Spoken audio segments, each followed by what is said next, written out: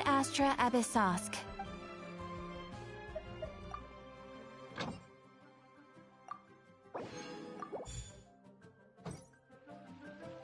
Ad Astra. Thank you for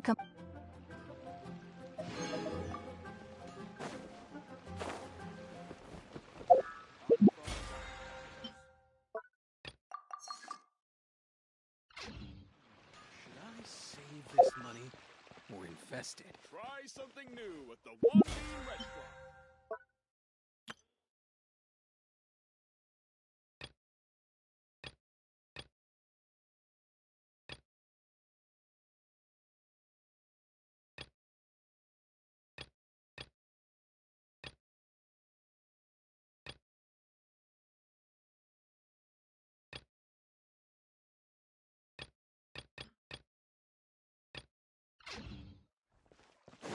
Cheap and tasty chop suey!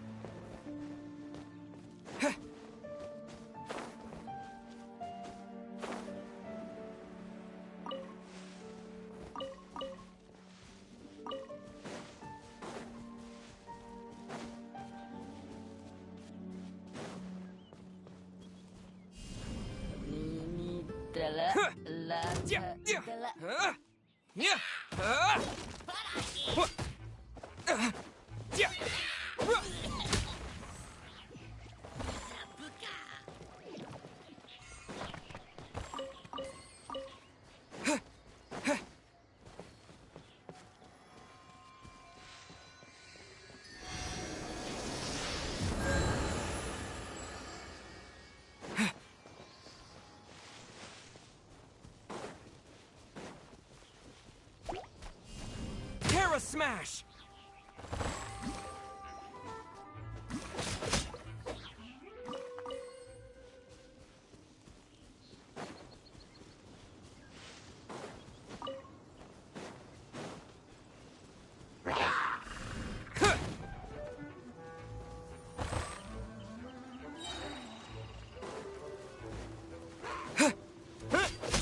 Yeah!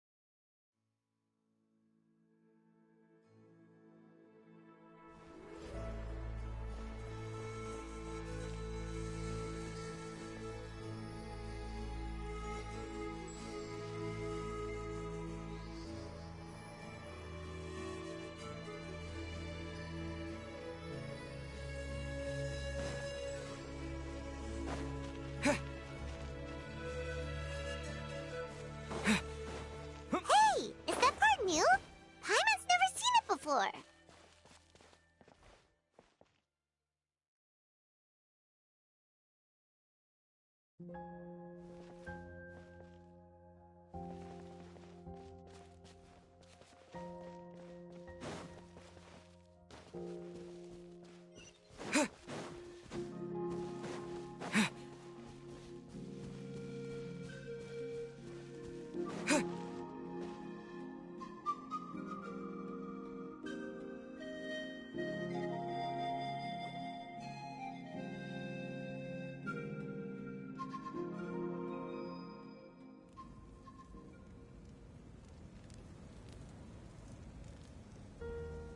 We are gathered here today to bid farewell to all who lost their lives in this war.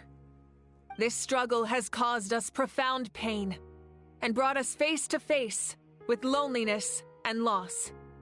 But through it all, our bravery and resolve never wavered, and we never lost sight of victory. Even the tiniest of sparks can unite to become a blazing fire. They lit our way forward and showed us the path to victory. When our homeland is revived and life blooms again, they will return to us with the first rain of spring. It is just as our poem describes. We are the inheritors of memory and legend. Those who grew alongside sun and wind. Those who forged our own destiny and future. That is Natlan's fire, the lifeblood of our nation. The fallen are never truly lost to us. We will be reunited one day. And as we create new legends and write new poems in honor of our beloved homeland, they will always be with us. Their deeds immortalized in our memory, and their names immortalized in stone. This epic will be remembered in the actions of every valiant warrior and brave Saurian, all equally important and indispensable. I would also like to take the time to recognize a Fatui Harbinger, who sacrificed his life for our cause. He was a warrior from Conria, who helped defend our nation 500 years ago, a man who used his own heart as refuge for the souls of the fallen. For the chance to offer them a final resting place, he chose to fight with us once again. In the end, he fulfilled his wish and returned the souls to the ley lines. By turning his curse into a weapon, he defeated his fated foe and protected me in the process. We have had our differences in the past, and I cannot say his character is representative of all in his organization. but on this occasion, we honor him as one of our own. In Natlan, all heroes are worthy of celebration.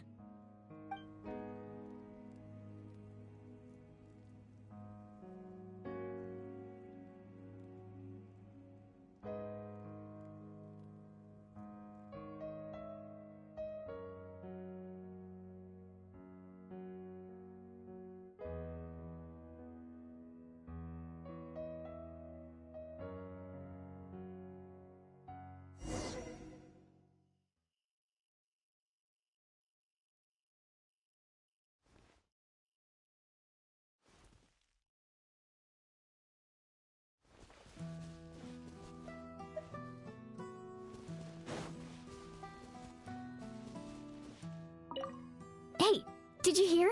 As long as we get permission from our chief, we can leave Natlan as much as we want. Yeah, it's because the ley lines have been restored, right? And the Lord of the Night is a lot stronger now. That means we can finally see the outside world for ourselves. I heard that Fontaine has a huge ocean. That is totally my vibe. I can't wait to go see it.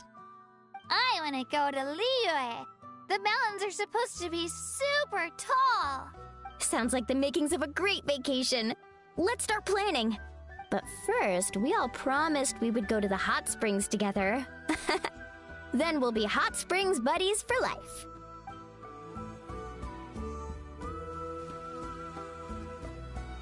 Strange. Why does no one praise the deeds of the Almighty Dragon Lord, Tlou? Does no one care about my heroism? A great hero such as myself, forced to remain nameless. Ignorant fools. Fine. I guess you helped out. Good job. Well. A compliment. After all these years, it's about time you knew your place, lowly servant. Hey! Why are you glaring at me? Oof.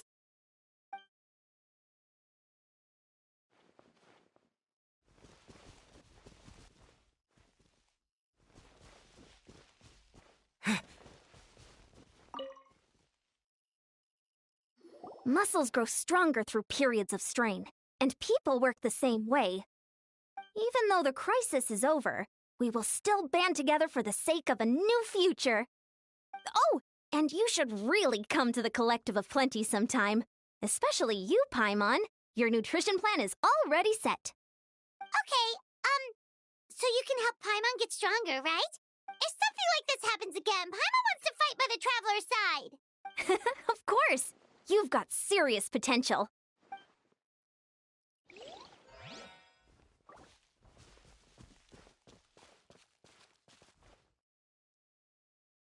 Ah, our hero's here. Is there something you want to discuss?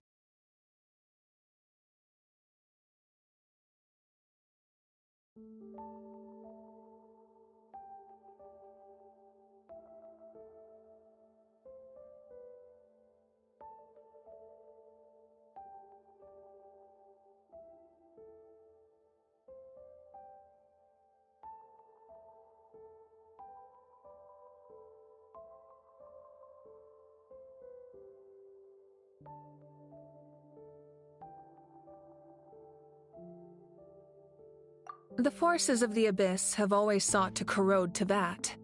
The ley lines were created by the heavenly principles, and it's only with their protection that Teyvat is able to nurture all forms of life. If the Abyss had free reign, this world would become a living hell. We saw that for ourselves. Any attempt by humanity to harness the power of the Abyss is met with swift punishment. The heavenly principles and the Shade show no mercy in that regard. That unyielding approach is also the source of great sorrow and hatred. The situation goes beyond a simple discussion of right versus wrong. Perhaps the truth will reveal itself during your future adventures.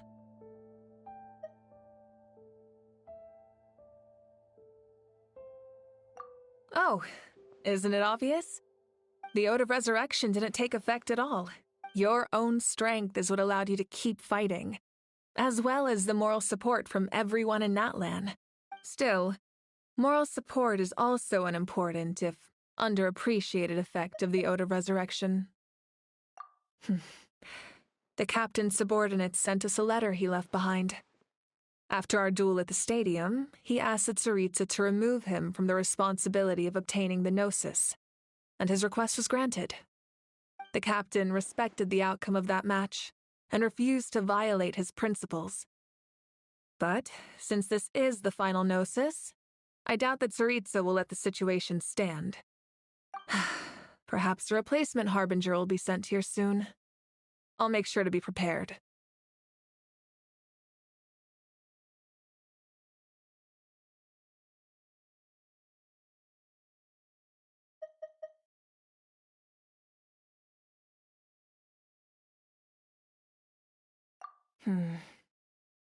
A direct conflict with the Fatui is unavoidable the moment you step foot in Snezhnaya. So make sure you're ready for any scenario. On a related note, I've acquired some new intel about the fragment that suddenly appeared in the sky. Such fragments are known as Ancient Moon's remnants, relics of secret source technology from the era of the ancient dragons. Coincidentally, a small squad of Fatui infiltrated our borders around the same time it appeared. Our investigation revealed them to be the subordinates of the Doctor. Their stronghold is in Nod Krai, a land with a long history not far from Snezhnaya. The people there can use a very special power. It's said that this mysterious power predates even the 7 elements of Tevat. Ancient Moon's remnants, the Doctor, a mysterious power? The project that connects all 3 must be ambitious indeed.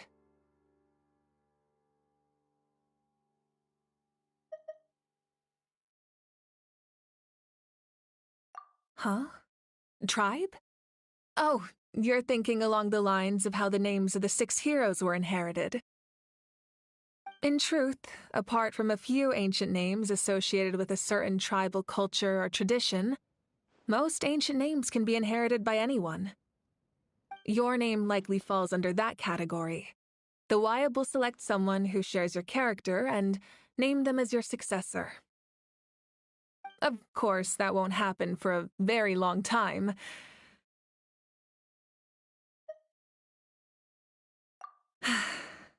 The long journey of the Pyro Archon has now come to an end. Together, we overcame darkness and death to accomplish something truly remarkable. As we celebrate your glory, allow me to thank you once again. This time, just as Mawika. Thank you for the respect, understanding, and support every step of the way.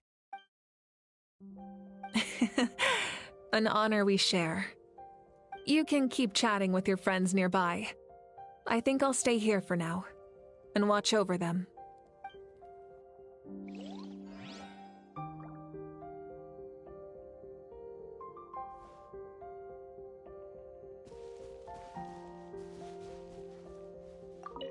When Guthred's soul possessed my body, all I saw was a dark abyss. The captain carried countless souls within him. It must have taken so much strength to live like that for hundreds of years. For us, his death is something sad, but for him, maybe it finally allowed him to be at peace.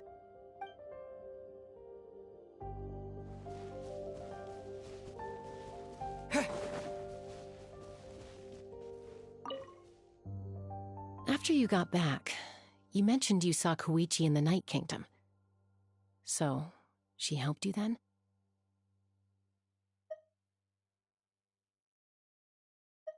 Good. I'm sure that made her happy.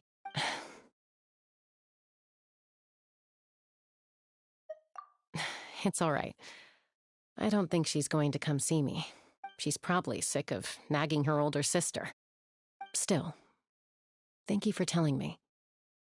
That land has a bright future because of you.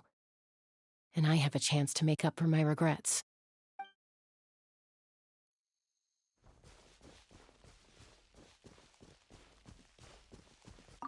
My teacher once said the weight of fate is decided by the one who has to bear it. You helped Natlan overcome a cruel fate. From now on, we will always be there to help you. Now, we just need to see where your fate No, our fate leads us.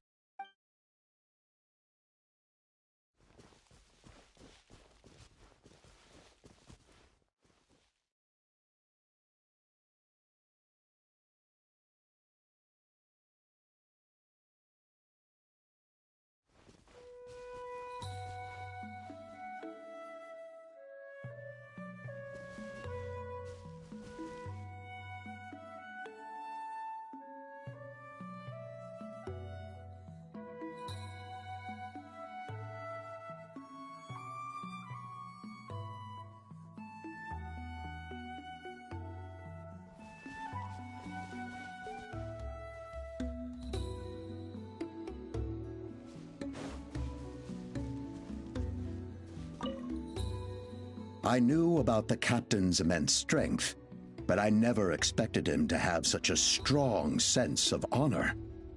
No matter how prejudiced I may have been in the past, he now has my utmost respect.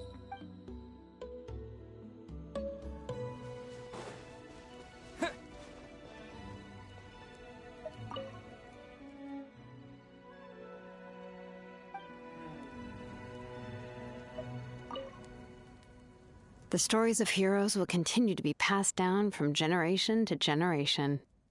If Natlan faces a crisis again, I'm sure people will look to our story as a source of hope. We've earned our place in history. That's pretty surreal, don't you think?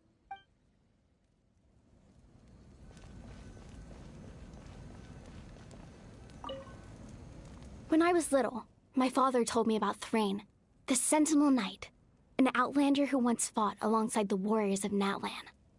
He was brave, fearless, and deeply respected by his men. I always wished I could go back in time and see him in action. I never thought that, in my lifetime, another outlander would fight to save this land, or that I would get the chance to fight by their side. I will treasure this honor for the rest of my life.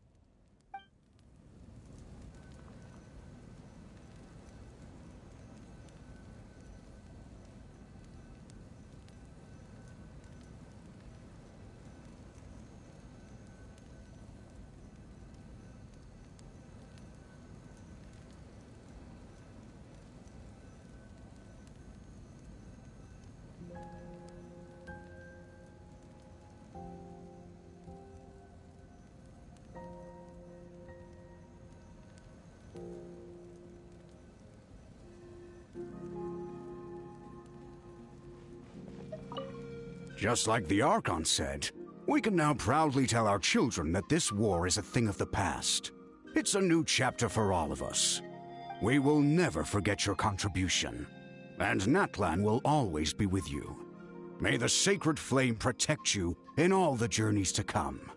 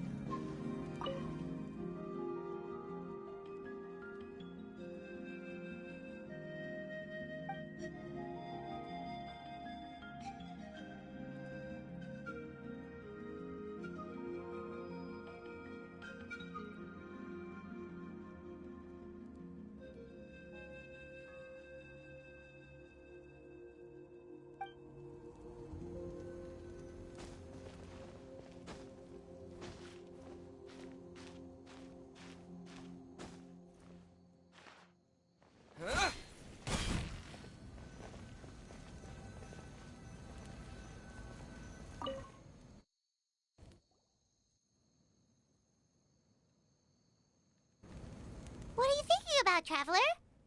Oh, the battle, right? Even though we won in the end, it cost a lot to get to this point, huh?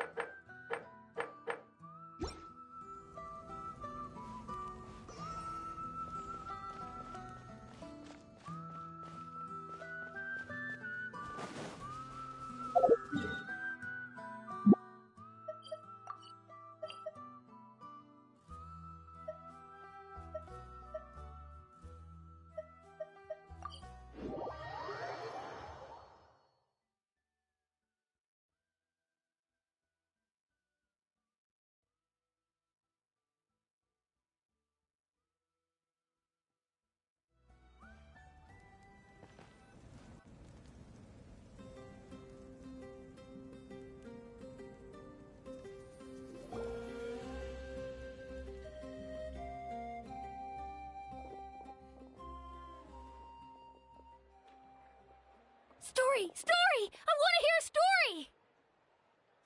Come on! Tell us! Tell us! Well, you kids don't miss a beat, do you? All right. You can be the first audience for this new tale. Let me know what you think. Now, where to begin?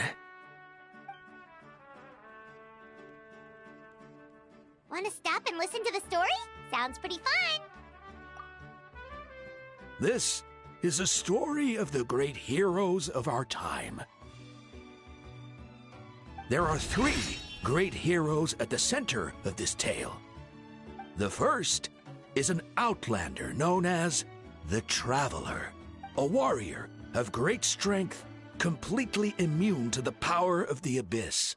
Most importantly, the Traveler is kind and brave, someone who treasures those around him. You could call him a natural-born hero. Yeah, he's super strong. Tell us more. Hey, just let him finish the story.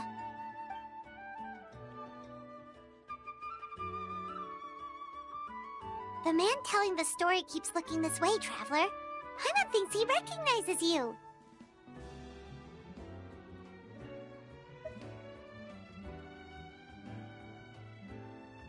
The second hero is also an outlander. Many years ago, he forged a connection with this land and used his body as a vessel for the souls of his fallen comrades. His goal was to give them a home and, with that, a chance to be reborn into this world. The third hero is none other than our current Archon, Mawika. Not only is she a powerful and respected figure, but she also commands the power of the Ode of Resurrection, which can bring people back from the dead. With the support of 6 heroes from 500 years ago, she united Natlan against a dangerous foe. Now, this story truly begins with the arrival of the Traveler in Natlan.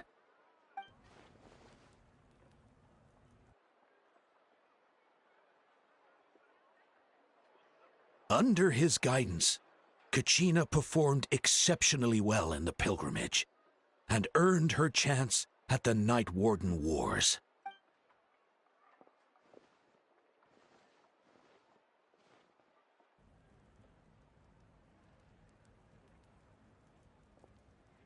Suddenly, the sky turned dark, the sacred flame went out, and Gasoithoth appeared.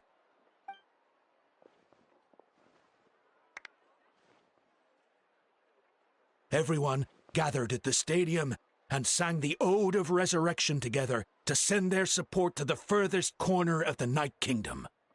Hermione became known by all, and everyone began reciting the words that defined its message. In the beginning, there was darkness, until someone set themselves aflame. Only then did the universe know light. Anyway, the dust has now settled, and Natlan has entered a new era of peace. The Traveler fought for life, the Captain fought for death, and our Archon, Mawika, created a bridge between them. Wow! Is there more? Please don't let that be the end! Sounds like you like this one. Tell you what, give me some time and I'll write it all out in even greater detail. I loved it! This is the best story ever! Yeah, and Hermione is the coolest ancient name. I get to be Hermione today, okay, guys? Hey, it's supposed to be my turn. No, it's my turn. No, it's my turn! I get to be Hermione today! So, no one wants to be the Pyro Archon anymore? Sounds fun. What do you say, Traveler? Want to let Paimon be Hermione for the day? Alrighty then. Let's go, Paimon! A new adventure awaits!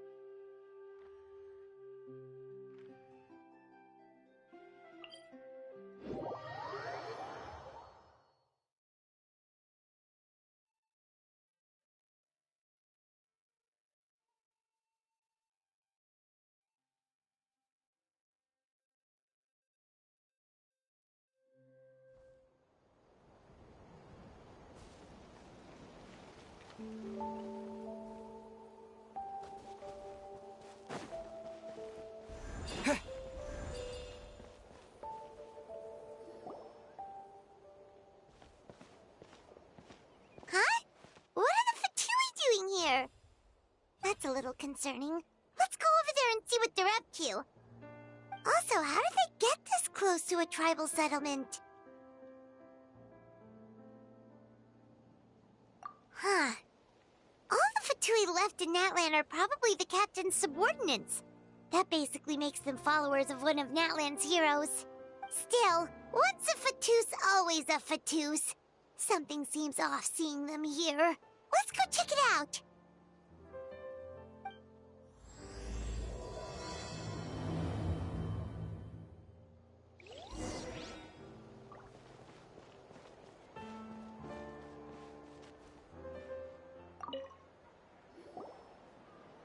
Ahem! What are you guys doing here? Following orders.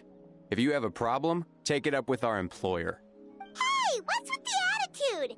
Can the Fatui even work for a private employer? This is Bedrock. I hired him to be my bodyguard in Natlan. As you can see, he's not the sociable type. I'm sorry for any offense. My original plan was to hire someone from the local tribes, but a priest recommended Bedrock and his squad. I was told they were capable fighters and had the time to spare, so they fit the bill. It seems like the Fatui's reputation in Natlan is quite positive. So that's what happened. Then you must be from Fontaine? Precisely! Montluçon, at your service. I work in the publication business. And you two... Wait. You must be the traveler and his fairy companion. Oh, you know us? A golden-haired traveler with a floating companion. There's no mistake. Your exploits in Fontaine have all the makings of a best-selling series. I'd be a failure of a book merchant if I couldn't recognize you. Wow, we're really famous at this point, Traveler. It's truly my lucky day. I know this is sudden, but I was actually looking for you two. You see, I have a favor to ask. So, you chased us all the way to Natlan? That's a little creepy. You'll be generously rewarded, I promise you. Well, at least he got straight to the point. Should we hear what he has to say? All right, we'll hear your request. You know the great shaman Sitlali, right? I need her. Yeah, but the chances of her helping a random stranger just because we asked? Yeah, see, Lolly really doesn't like dealing with strangers. I heard about that from other members of her tribe. But they told me if one person could convince her, it would be the golden-haired traveler. If you manage it, I'll even double your pay. Oh yeah, we should definitely get to the bottom of that first. It's kind of a long story, and there's tribal history involved, so you should hear it from an expert. Allier, if you could. Of course. I don't often have an eager audience for this kind of thing. Nice to meet you. The name's Allier. I'm a researcher from the Fontaine Research Institute. Unlike most researchers, I have a keen interest in ancient ruins. That's why I was invited to join Monsieur Montluçon's team. Have you heard of the legend of the great shaman Huitzilin?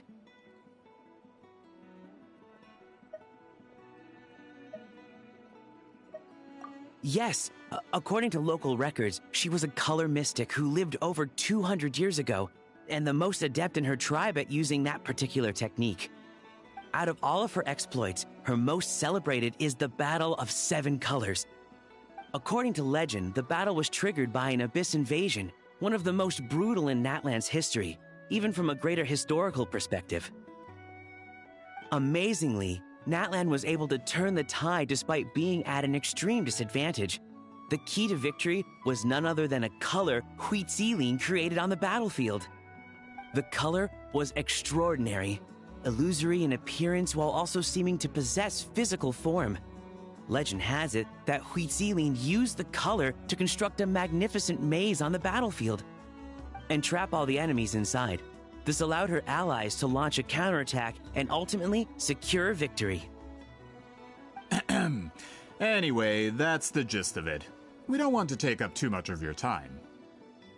That story is the reason I came to Natlan. I often publish books about the history of other nations. They always end up faring well on the market. When I heard this story for the first time, I wanted to include it in my next collection, but historical records about Natlan aren't very detailed. We haven't been able to determine where the battle took place, or find any definitive evidence that it occurred at all. Even within the Masters of the Nightwind, people dispute the legitimacy of the story. Some believe it to be a myth. If that were the case, the story would not be fit for publication. But if you're just including it in a story collection, why does it matter if it never happened? Well, you see, the slogan for the collection is Restoring the Truth of History. Naturally, I need it to be factual. That's why I'm here. The Masters of the Nightwind are said to have a tradition of recording past events, so I wanted to consult their records. But I was refused access to the Obsidian Altar. Application after application, and all I received were a few ordinary woven scrolls with nothing to offer. Honestly, I'm just trying to promote their history, and they make such a fuss. According to my research, their scrolls are considered sacred relics in addition to historical records. Naturally, outsiders are rarely granted access. Not to mention, the scrolls we did get to review actually contain a huge amount of information. I just need more time, and I could... We've been over this, Allier. There's no need to waste time on those scrolls when we have a better way. Seat Lally, you mean? Exactly. You're well aware, I'm sure, that Citlali has been alive for more than 200 years. That means she lived during the era of the Battle of Seven Colors. If she agrees to be my consultant, then no other historical records are necessary. Oh, that's what you want. So, what do you say? I'll quadruple the pay if it helps sweeten the deal. Well, it's not that we don't want to help you. Oh, right! The duty the chief gave us has a lot to do with wheat sealing. Who knows? The Battle of Seven Colors might lead us in the right direction. All right, we'll help you convince Citlali. Just let us do the talking, okay? Of course.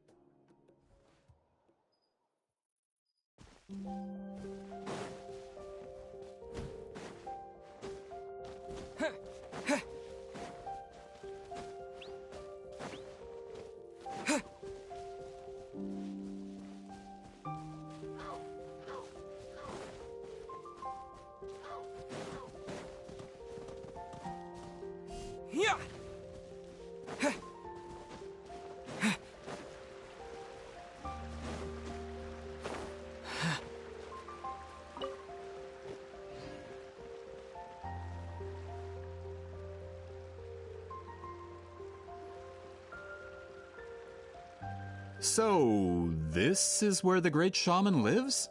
A bit far from civilization, isn't it? I hope the person who pointed us in this direction wasn't mistaken. For someone like Citlali, it actually makes a lot of sense. Is this graffiti her work too? I wonder if it's a cultural practice. If I could just copy it down, We're here for a reason, Allie. As agreed, you two can do the talking, and we'll wait for you here. Okay, we'll go knock on the door. Hopefully she's not hungover.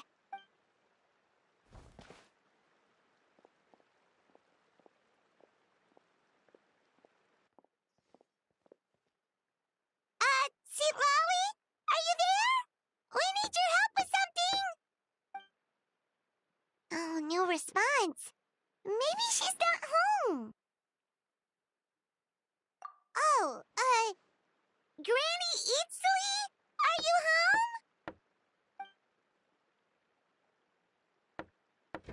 home? Hey, kid! If you're here to challenge me, book an appointment first. Traveler!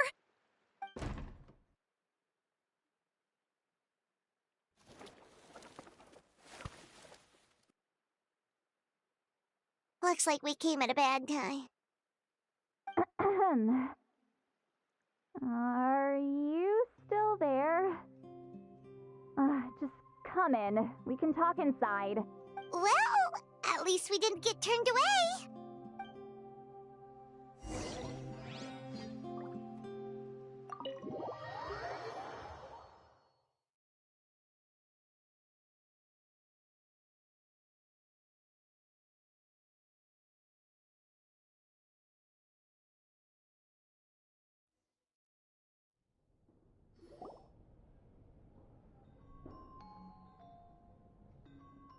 Huh.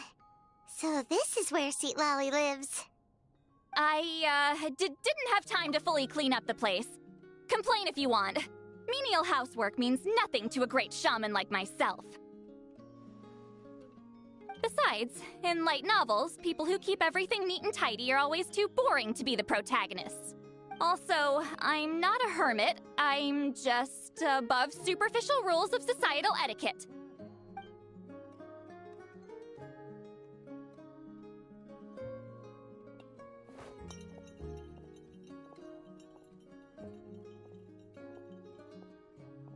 She sure does care a lot about what we think of her.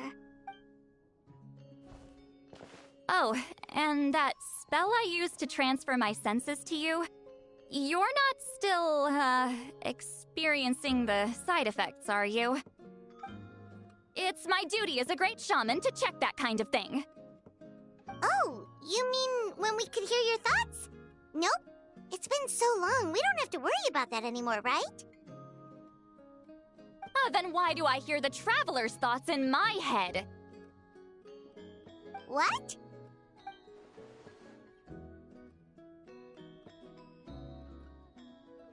I can still hear you, you know.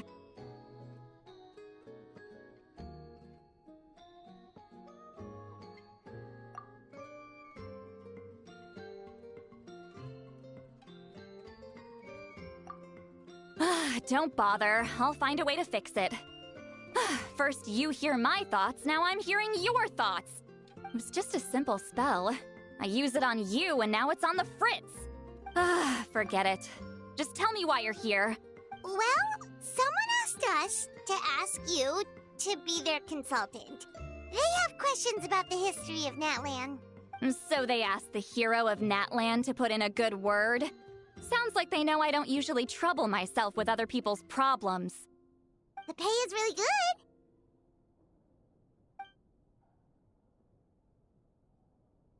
Doesn't matter. I'm busy. She sure doesn't look busy. Paimon knew this wouldn't get us anywhere. From you? Yeah, we were given a sacred duty to help your tribe weave a special scroll. Huh? So, you're the appointed ones this time? We were surprised too! After all, we have no idea how to weave a scroll like that.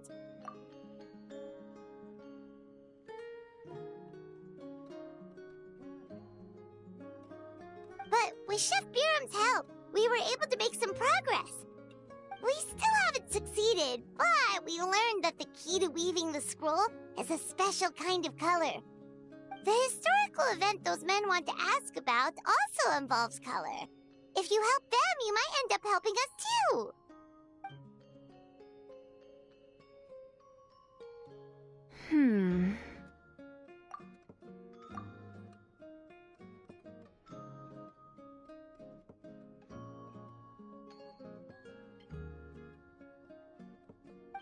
She's giving us that face again.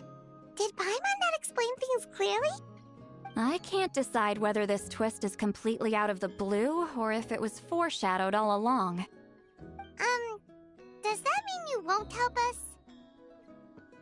I need to think about it.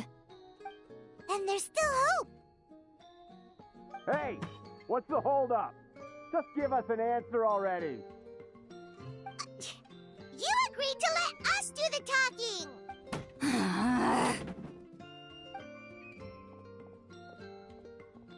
St. Lolly!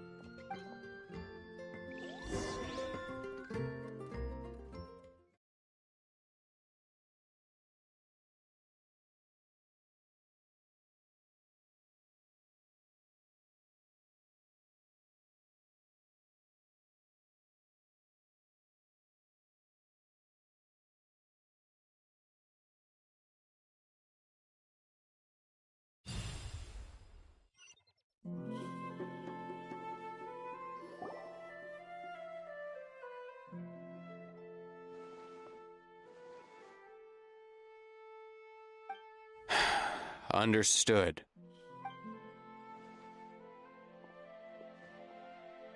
You're the great shaman who's been alive for centuries? But you're so... Apologies for the disturbance. Bedrock is a recent hire, so difficult to restrain sometimes. He's lucky he didn't force St. Lolly's hand. Well, since you're here, how about a discussion?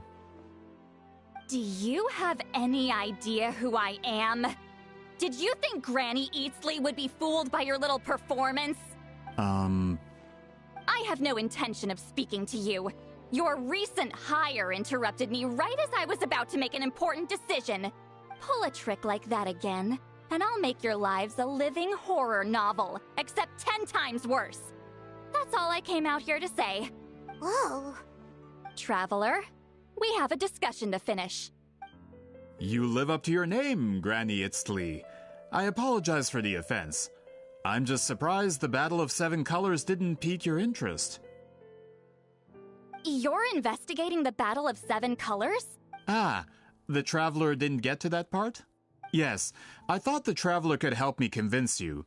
But, if I'm not mistaken, you have a personal interest in this matter, don't you? I heard that the great shaman Huitzilin was a friend of yours. You two must have been close. If I can resolve the controversy and prove the battle took place, I'll include it in my next collection. Then, all of Tevat will learn the truth. With your support, your friend's heroic deeds will once again be known throughout the land. Inspiring, don't you think? If this is really about that duty, then... fine. I'll help you. I'm honored. Save it. I agreed to help the Traveler, not you. You'll just have to leech what you can. Well, at least she agreed to help.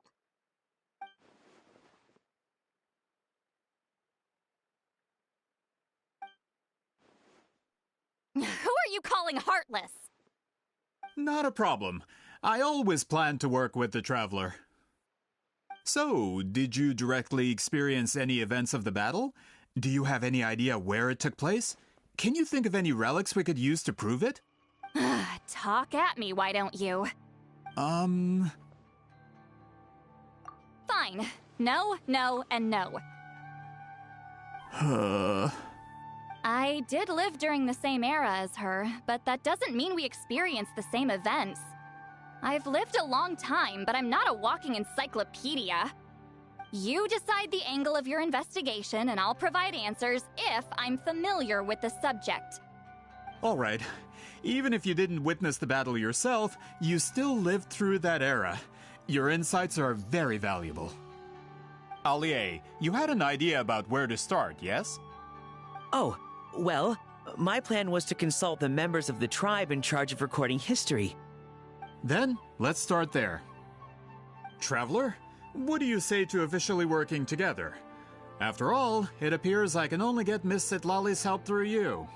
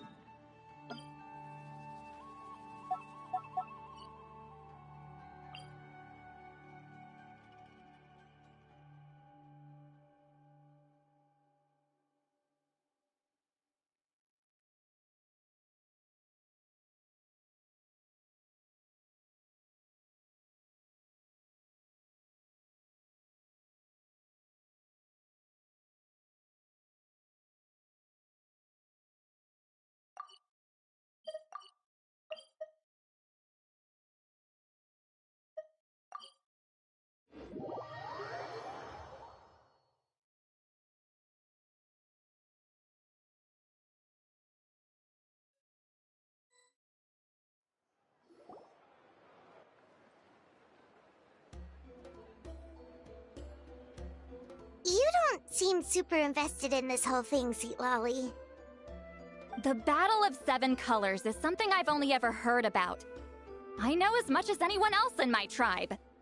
But how? Weren't you alive when it happened?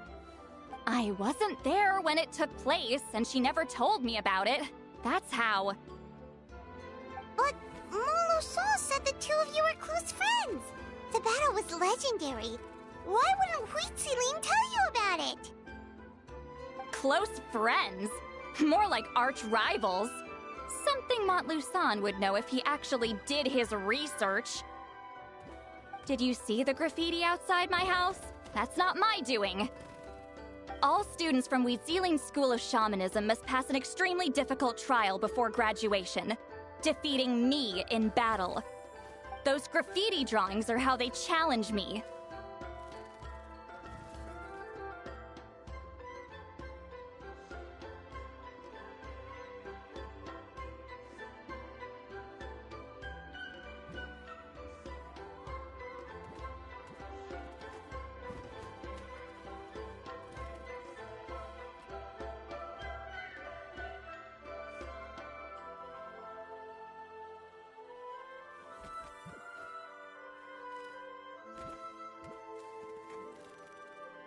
Of course, none of them ever succeeded.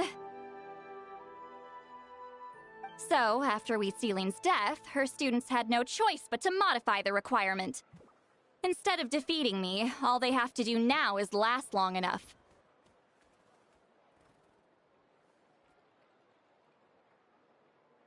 As my rival, Wheat Ceiling only had one achievement that surpassed my own. And that was the Battle of Seven Colors. I can only assume she had some kind of secret technique at her disposal. It makes perfect sense that she kept it from me. I'm a fast learner. Telling me about the technique is no different than handing it to me on a silver platter. As if she would give away her one advantage. Oh, that makes sense. Anyway, all of that is secondary. Like I said, I'm only here to help you fulfill your duty. Don't misunderstand. This duty is important for my tribe, too. A great shaman should do her part to see it done.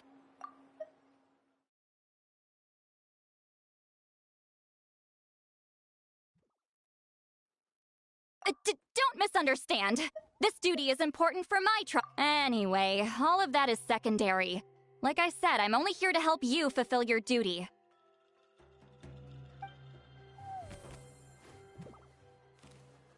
Excuse you? I fail to see what housekeeping has to do with my duty as a shaman.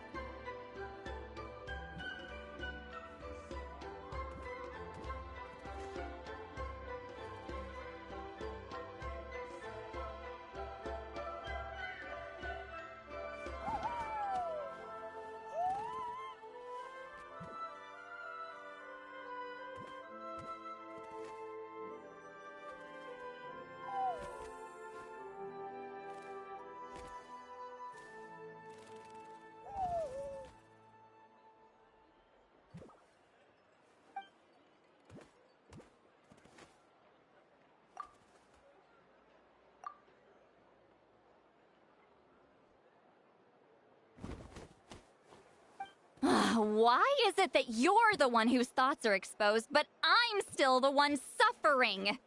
I need to get to the bottom of this. Excuse me, Great Shaman, but we have a situation over here. We could really use your help. Okay.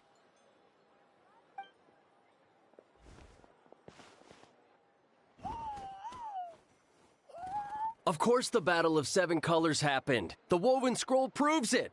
Wheat Ceiling used a mysterious color to construct a maze and trap the enemies inside. That's just your interpretation.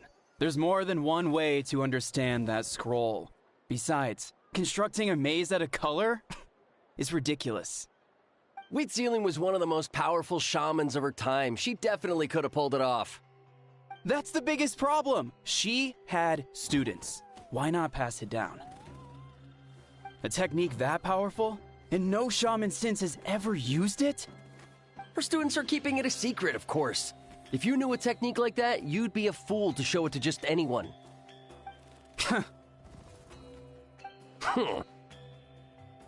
Oh, I didn't mean to cause an argument. I just wanted to ask, is there anything we can use to prove the battle took place? Of course it took place. Why would you need to prove it? You'll have to excuse him. Some people in our tribe insist on clinging to outdated views of history. I'd give up now if I were you. It only gets more ridiculous from here. Please don't fight. Wow, so the battle really is controversial. Am I the outdated one? Kids these days can't find anything better to argue about? These arguments are precisely why I hesitate to include this story in my collection. Neither side was able to offer anything useful. What should we do?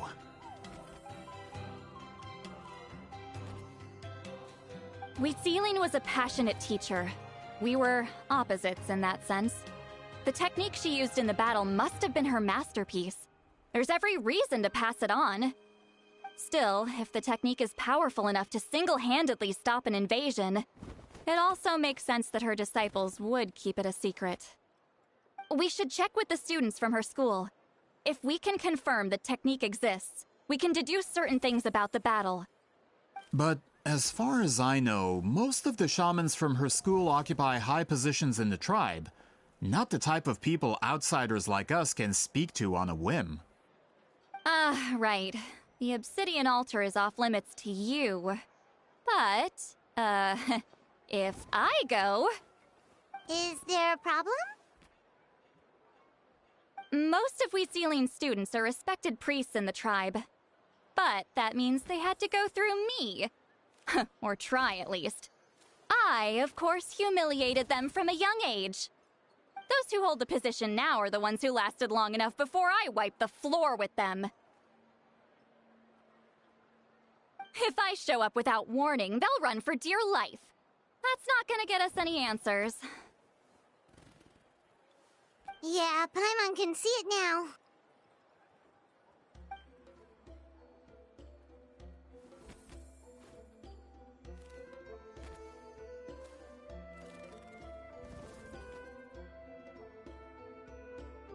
Hey, don't jump to conclusions.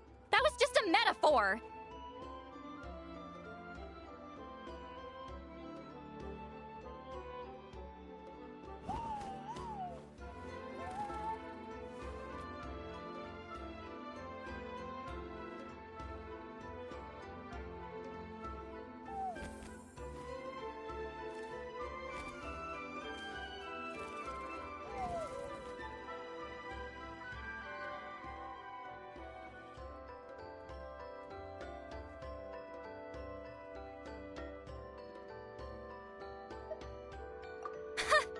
Only you have the guts to joke like that with me, Traveler.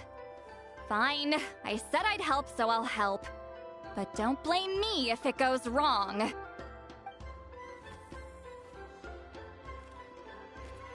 Alright, the rest of you can wait for us here.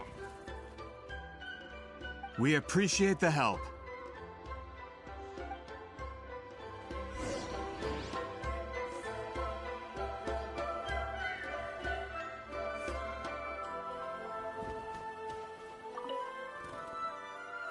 Natlan's history is full of intriguing mysteries. It's too bad I can't talk to those priests myself.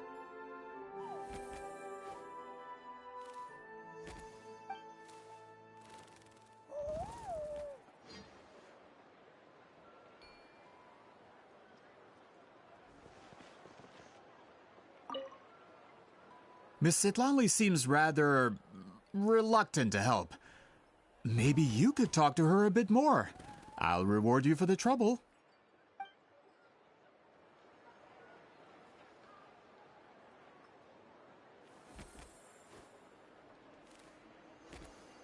Gotta pick a good date. Gotta pick the right location.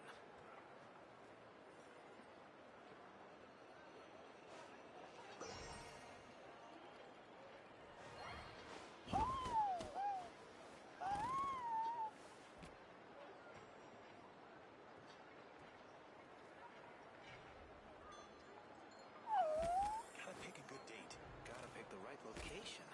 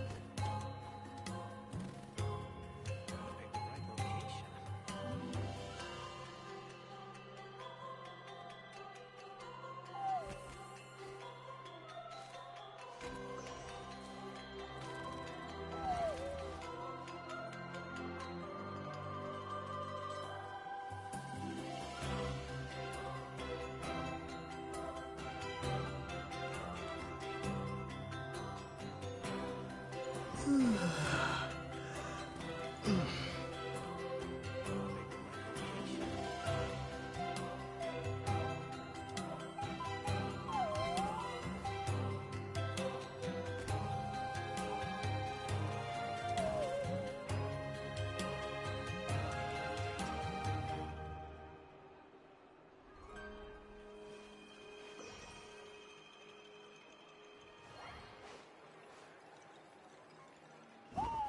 Gotta pick the right location.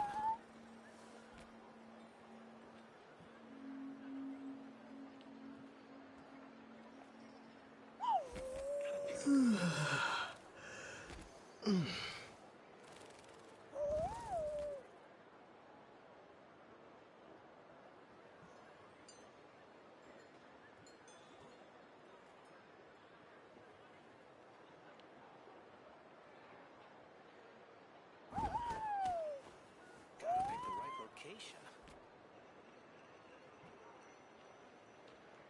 Gotta pick a good date.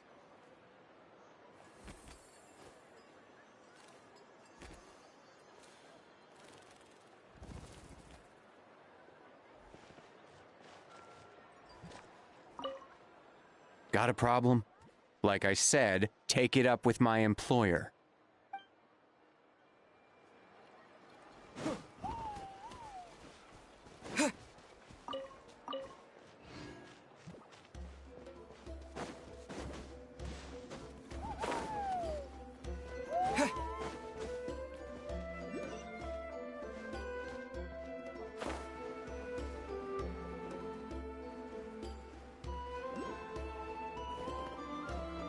Yeah.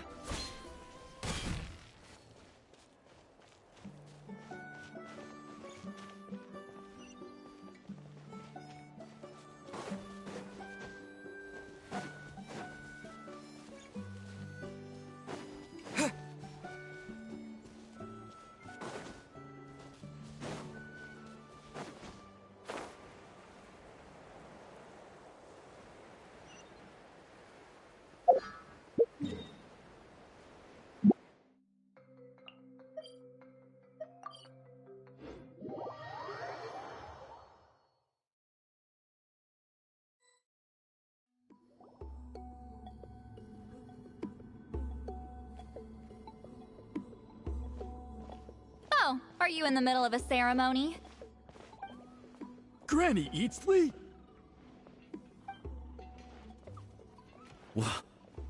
What is she doing here? Did some coward not show up after challenging her to a fight? Or is she here to officially take over the tribe? Whoa. It's like they really do see her as some kind of tyrant. No matter what, we'll defend our dignity as priests to the end.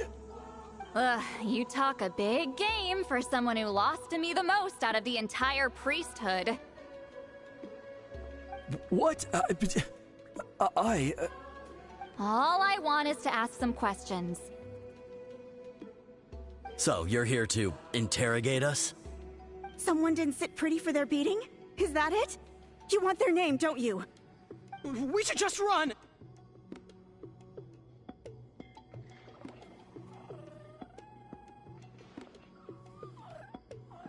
Yeah, with the hero of Natlan here, Granny Eatsley will be on her best behavior. Sure, whatever you say. Oh, it's the Traveler and his companion. That does make me feel better. How can we help you? We wanted to ask about the technique you inherited from Huitziling. Huh. So you can eradicate our school once and for all? Disciples of our school have challenged her year after year, just as our master instructed. Sounds like she's finally had enough. Well, you're not wrong. If we want to protect our legacy, one of us needs to run. Not this again. Just how much did you traumatize them, tlou?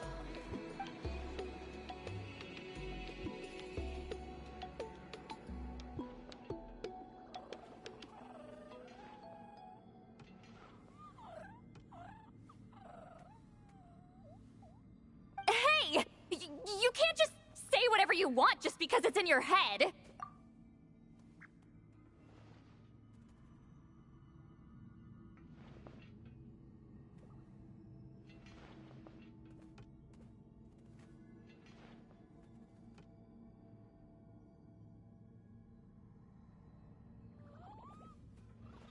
I'm Granny Eatsley. A mere mention of my name and kids burst into tears.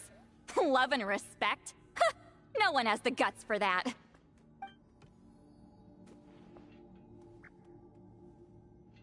What? You know what? Forget about your duty. We really need to fix this mind-reading situation. Sorry to disappoint, but if you're here to question whether we're qualified to inherit our master's legacy, we're not going down without a fight. We're not getting anywhere. What should we do, Traveler?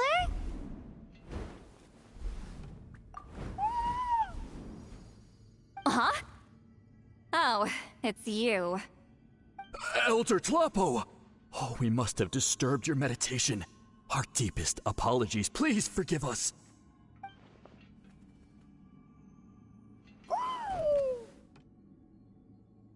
Did Elder Tlou just issue a declaration? From what I can tell, in a single word, the message was... friend? Is Elder Tlou telling us to treat Granny Eatsley as a friend? That's not possible, is it? Oh, you forget yourselves, my friends. You are esteemed priests of our tribe. Where are your manners? But Chief... I didn't expect to see you here, great shaman. My sincere apologies for the lack of hospitality. Well, I wasn't exactly planning to come to this crowded place. So you can save the pleasantries, Chief. I'd rather get this over with. Understood. Now, as successors of Huitziling, I understand your friction with Granny Eatsley.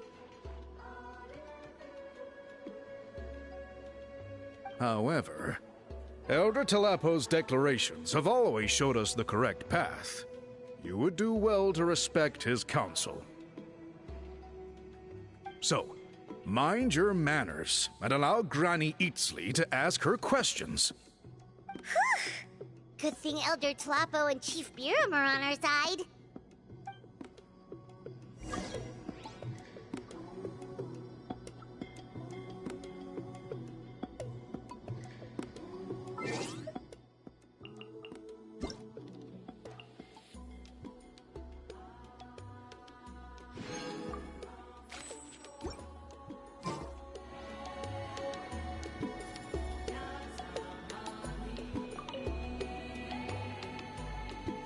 Hi there, Elder Tlou!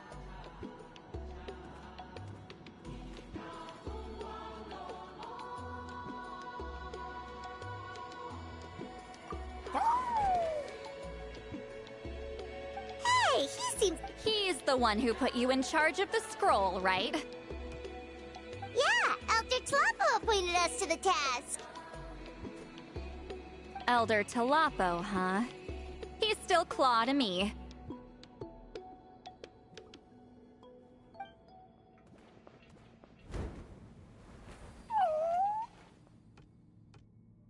Hey, don't pull that cutesy stuff with me. You're an Iktomisaur Elder now. You occupy an eminent and important position within the tribe.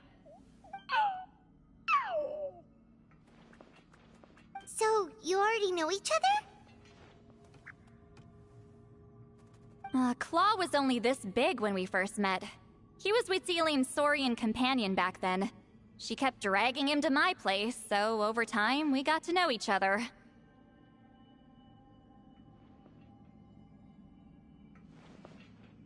She only came to my place to fight me.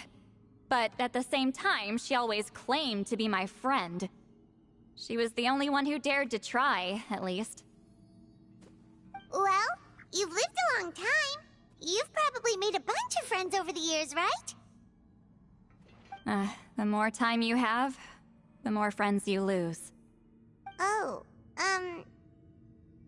Anyway, let's get back to business. I hate talking about the past.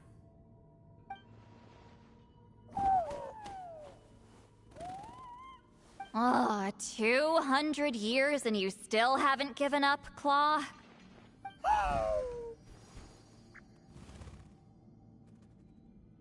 I still haven't made up my mind, so you should head back. Traveler, Paimon, let's go.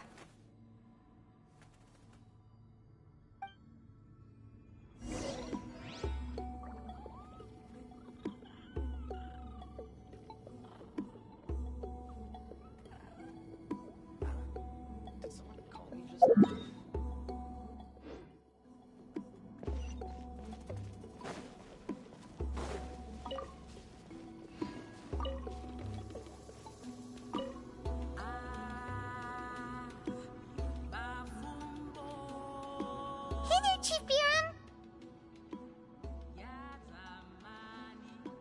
Oh, wait. We haven't reached out since the last time we failed the task, huh? I'm just grateful you haven't forgotten that duty. Actually, we have good news! We found another clue! I'm all ears. It's the Battle of Seven Colors. Huitziline's claim to fame?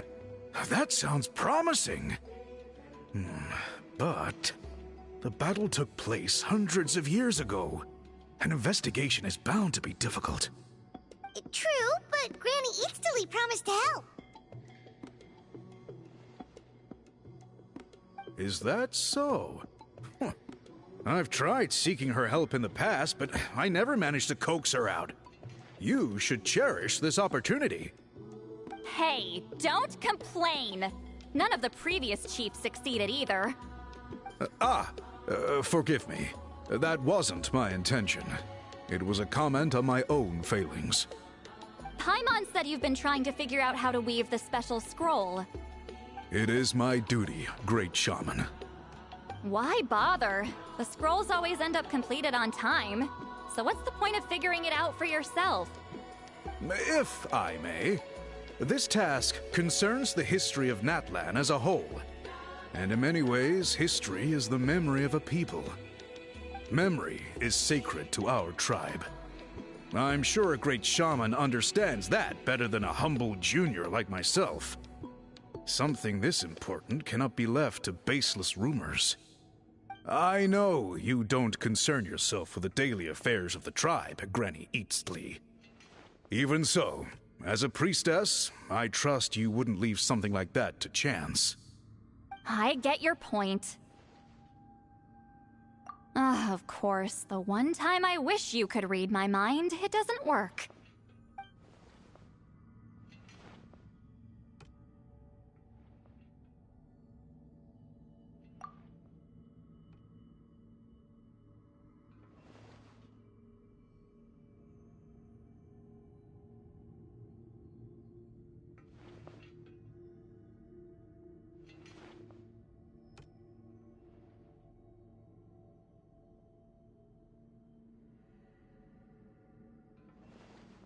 No, that's not it. Huh? It's not important. Rest assured, Biram, with my help, the Traveler and Paimon will definitely be able to complete the task. Haha. You have my thanks, then.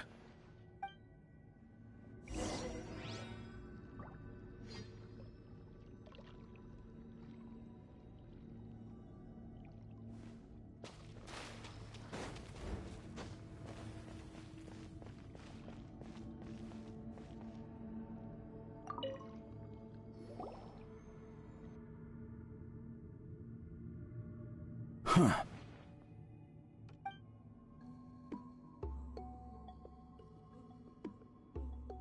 So are you here to test whether we're qualified to inherit Master Wheatselian's legacy? You've already been tested, haven't you? Well, frankly speaking, I don't think any of you are qualified.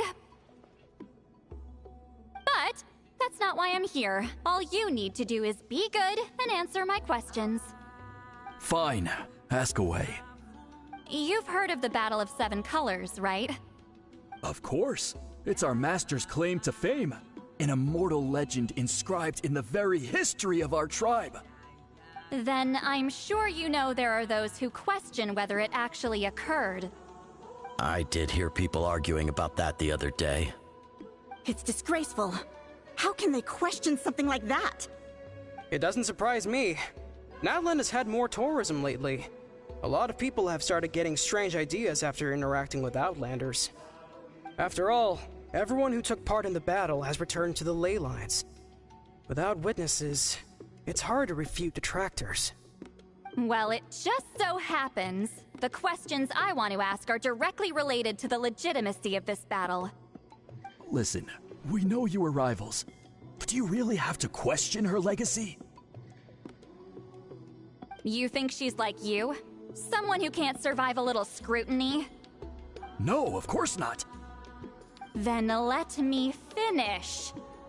During the battle, Wheatselian most likely used a technique powerful enough to turn the tides of war.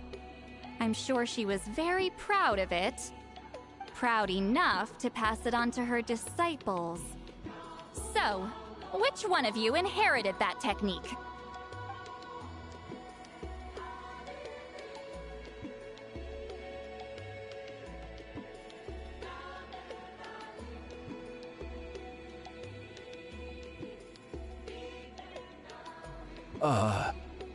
I don't think any of us have heard of it.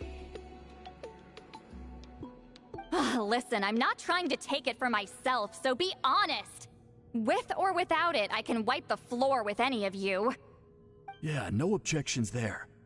But I'm telling the truth. None of us have ever heard of that technique. What's wrong with her?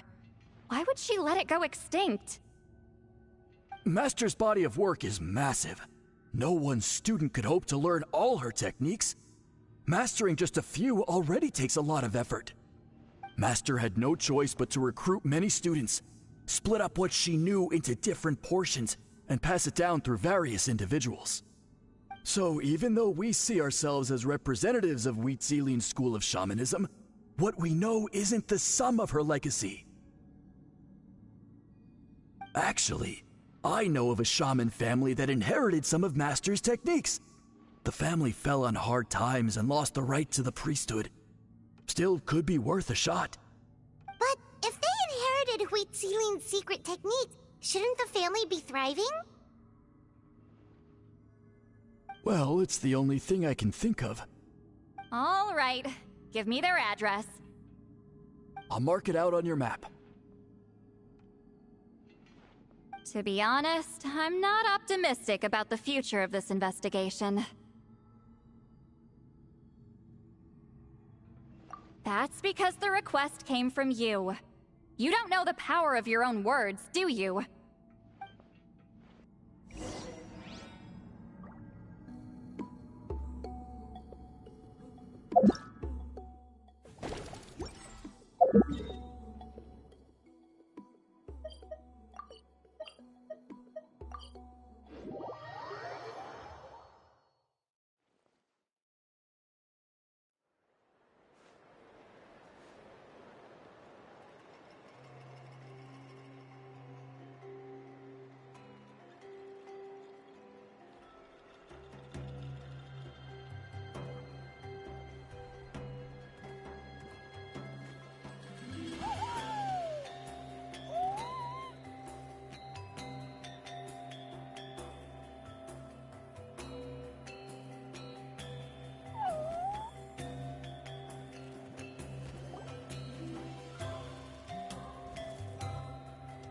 Proving the legitimacy of this battle seems more hopeless by the second.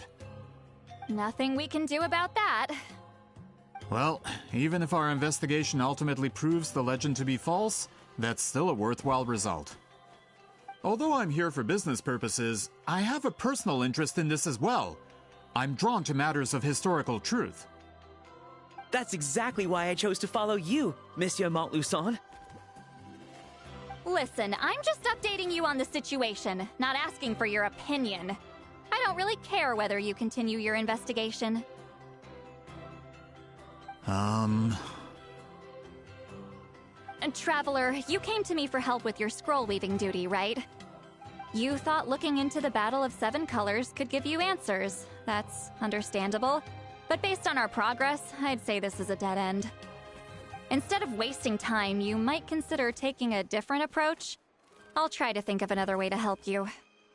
Respected Traveler, let's not forget about the compensation I promised. You shall have it in full. Extra, if that's what it takes.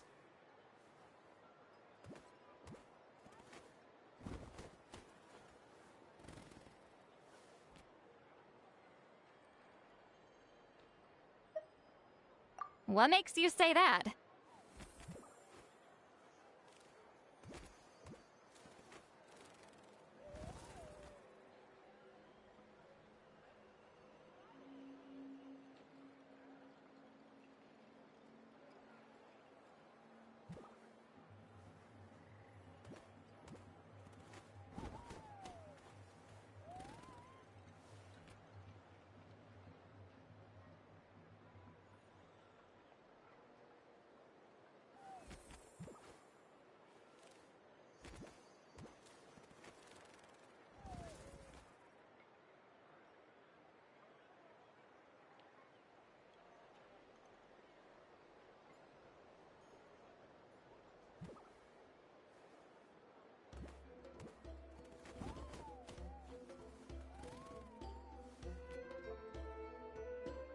Yeah, based on what you've told us so far, it kinda seems like there's unresolved tension between you two.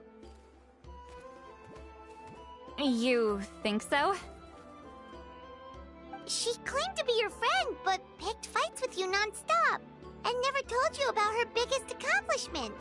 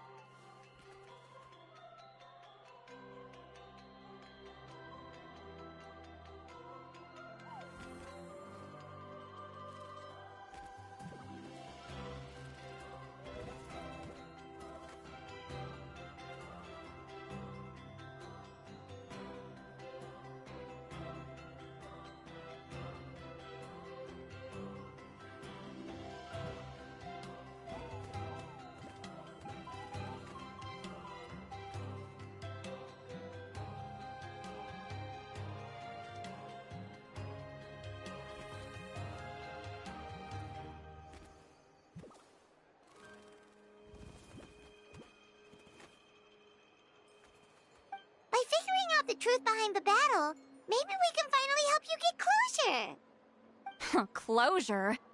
I'd say we're 200 years too late. But fine, if you want to keep investigating, be my guest. Ah, that's wonderful news. Alright, let's go visit the shaman family.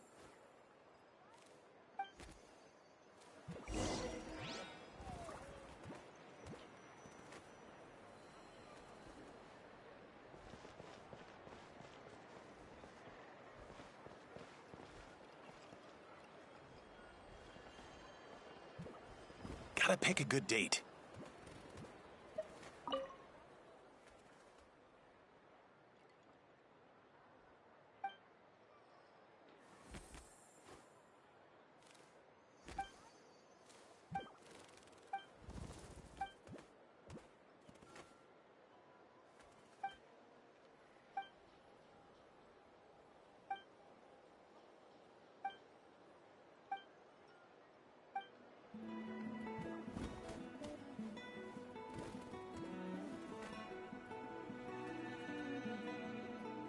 Gotta pick the right location.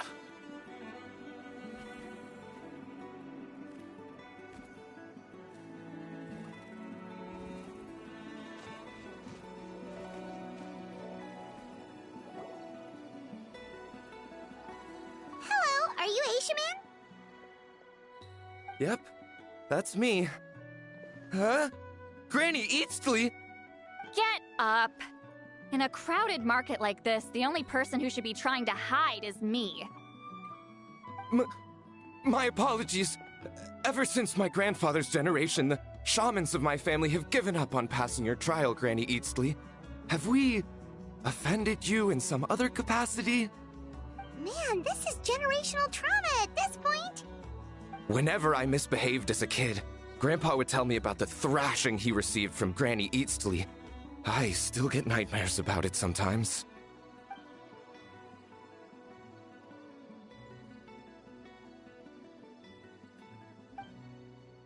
Hey, don't get any funny ideas.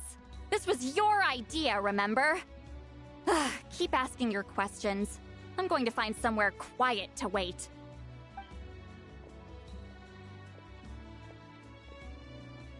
Okay, so your family studied under Wheat Ceiling, right? Yes, although that pretty much ended with my grandfather's generation, unfortunately.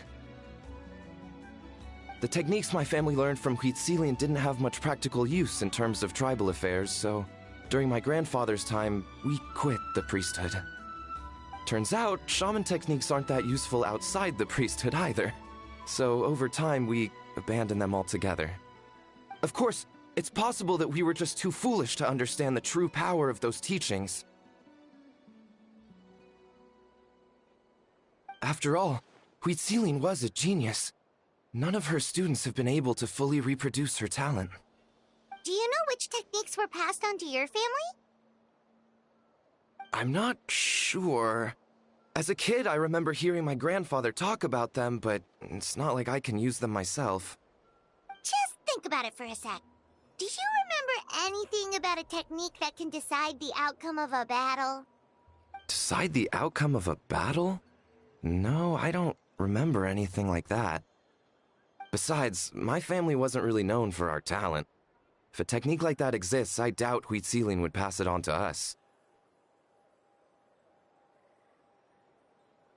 You might have better luck asking one of the priests. They're descendants of Wheat Ceiling's most gifted students. Well, looks like we're back where we started. Still no definitive evidence the Battle of Seven Colors took place. Allie, do you think we have enough to draw a conclusion? All we have are non-witness accounts. We could put together an interview, but that's not going to hold up in academic circles. Then we have to keep going. Oh, you're investigating the Battle of Seven Colors? Yeah, you know about it? Not a lot, but there's something special about my family. In addition to shaman techniques, Wheat Ceiling's stories were passed down to us as well. Say what you want about my ancestors' dedication to shamanism, but they definitely paid attention to those stories. And of course, the Battle of Seven Colors is the most exciting story of them all. We don't need another story. We need something concrete. Does no one in your tribe understand that? I'm not sure if this is helpful, but the story passed down in my family is a little different from the one told in the tribe.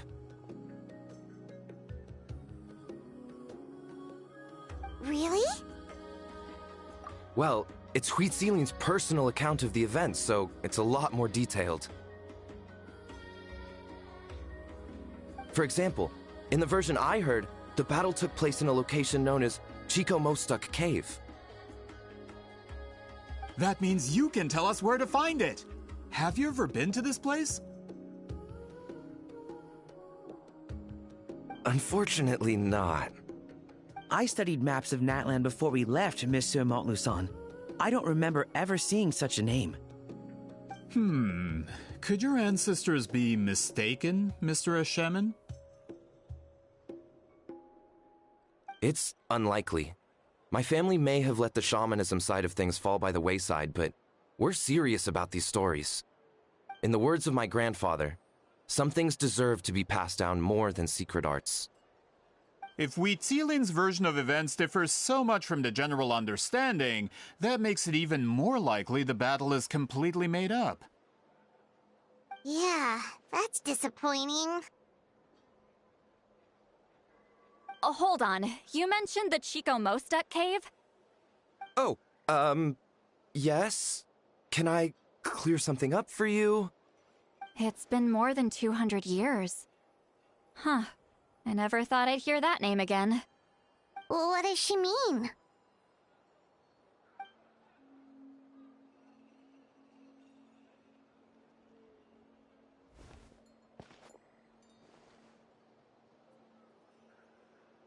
That location is now known as the Valley of Fog. The Chico Mostuk cave is what it was called 200 years ago. Precisely when Huitzilin was alive. That means, Monsieur Montluçon, we can confirm the original site of the battle. Once we get there, the evidence we need should be at our fingertips. Just when we thought all hope was lost. I never doubted you, great shaman. Allow me to present you with a gift as thanks. Save it. Flattery won't get you anywhere with me.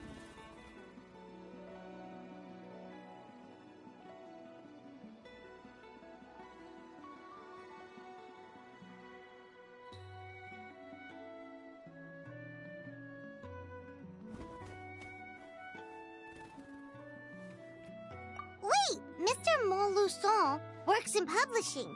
You're a huge fan of light novels, right, tlou? Maybe he could get you some that are out of print. Really? Out of print, huh? Sure. Do you have any in mind? Well, if we're talking collectibles, then the first edition of Shogun Almighty reborn as Raiden with unlimited power is a must. It's the first major hit of the isekai genre. Several editions have gone to print, but copies of the first edition are exceedingly rare and valuable. I see. There's also its sister work, Pretty Please Kitsune Guji. It was Yae Publishing House's attempt at gauging the new market trends. It's opened the door to a new genre after readers grew tired of isekais. The sales speak for themselves. Actually, Yae Publishing House released a limited edition not too long ago, but it's almost impossible to get.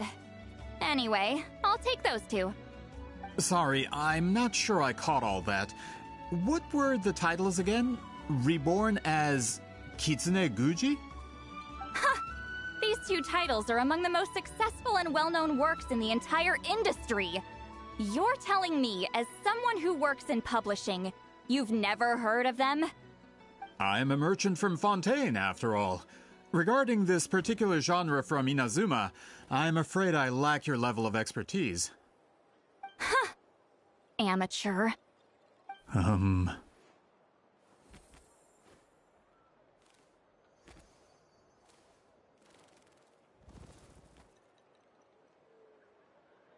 Of course. Sounds like a perfect arrangement. Now, there's no time to waste. We should head to the site of the battle right away. Once we get there, it'll take a bit more work to determine the actual location. Right now, all we have is a general idea. Well, I'm sure Miss Sitlali can help us with that. Have you even looked at the time? It's already evening, and I have important plans tonight. You expect me to work through the night? Well, what do you think, Traveler?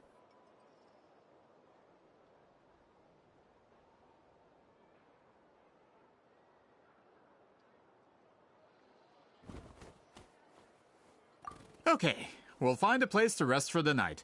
When should we meet tomorrow? He's persistent, huh? How about noon? Do we have to wait that long?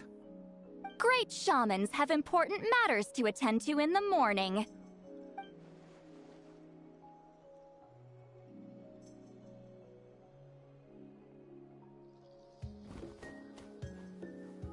That's only because I have important tasks to complete at night.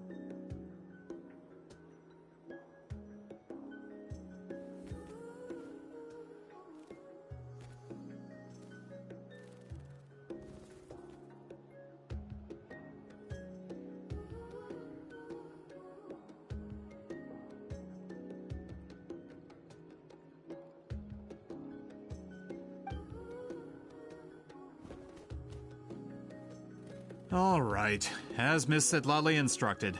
Let's meet back up tomorrow at noon. We'll be waiting at the exit of the tribal settlement.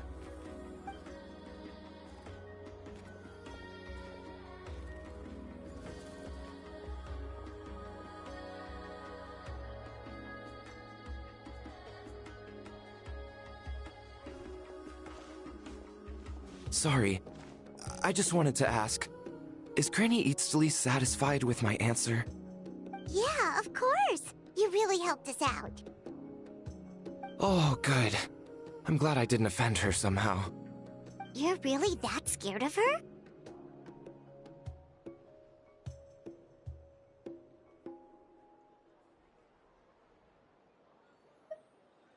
To be honest, Granny Eatsley almost never interacts with ordinary tribespeople like us. Everything we know about her comes from rumors. She's a powerful shaman who's lived for over 200 years. As a great hero, you're probably the only one who isn't intimidated by her.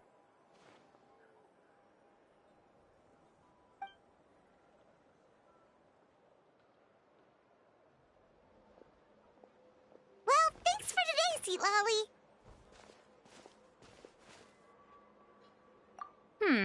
That's quite considerate of you. All right, let's grab a few drinks. Just like last time. Wait, didn't you say you had important plans tonight? What did you think I meant? Does that mean you've gone drinking every night for the past 200 years? Now Paimon's worried about your health.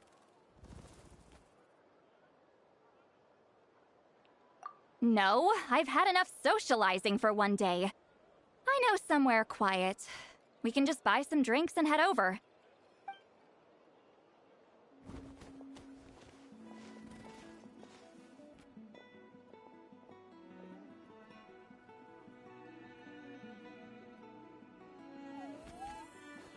Which will also give us a chance to solve the mind-reading issue.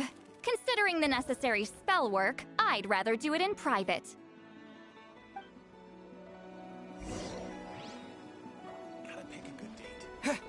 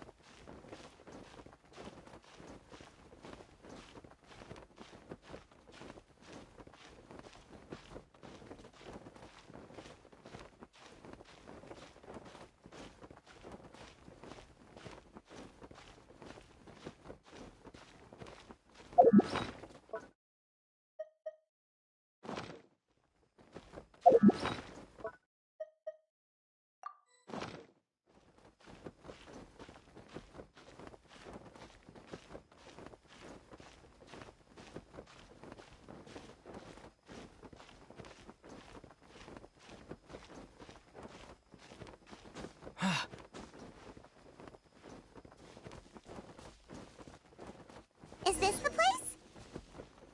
No, further up. Further up?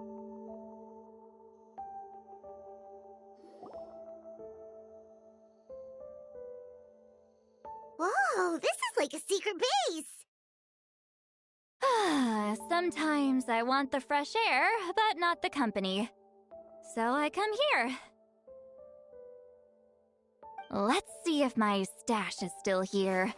Ah, great! The halberd crest birds didn't eat my snacks.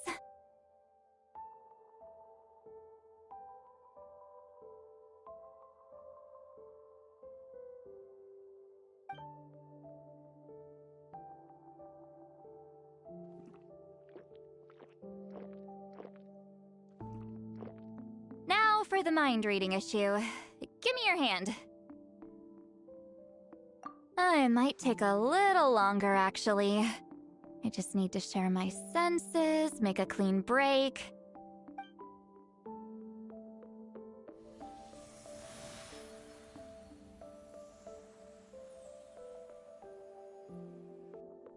And that should do it, right?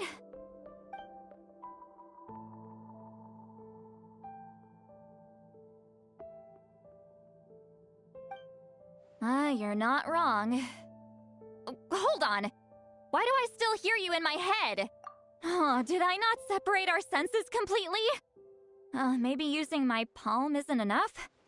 Close your eyes.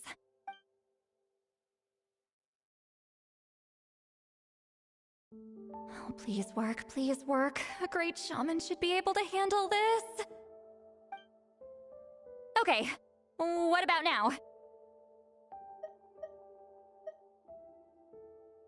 Huh? And now? Huh. Whenever I try to remove the effect, it just flips direction and gets worse. That was just to help with the spell. Ah, shoot. I still hear you.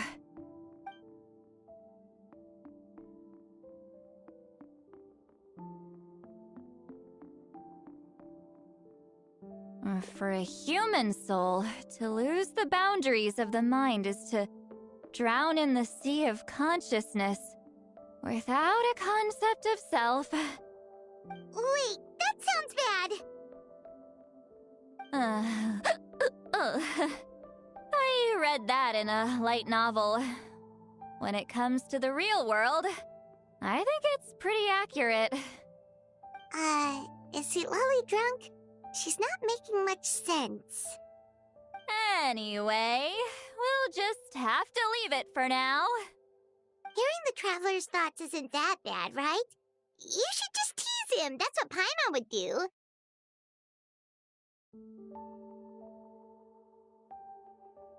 It's just... I'm not good at this. I'm not used to being close to people. Sorry, I said we could be friends, but I guess I'm not ready. I'm used to being Granny Eatsley. Someone intimidating, someone people are scared to approach. I don't have to deal with people that way. Yeah, Paimon's been wondering, why do you insist on living so far away? You could easily become a leader of your tribe, someone everyone loves and respects. When you live as long as me, a person is like a flower. The color draws you in. You water it to see it bloom. It rewards you with its fragrance, but it doesn't last. With the passing of the seasons, everything withers away. You can try to water it, but it will never bloom again. Even if the same plot of soil is covered in flowers the following year, the one you remember won't be there. That's just how it is. Most of the people in my life will be gone one day, just like a flower. Getting close means losing friend after friend for hundreds of years, until the weight of their memories crushes my soul. If people don't care about me, then I don't have to care about them. It's better if the people in my memories are nothing more than fleeting strangers. See, Lolly.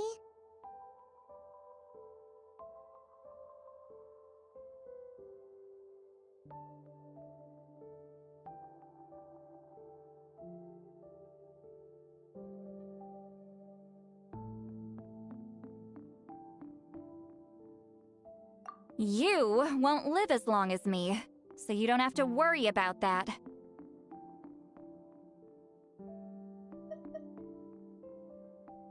Really? Then you should understand. Nearly everyone you know will be gone one day.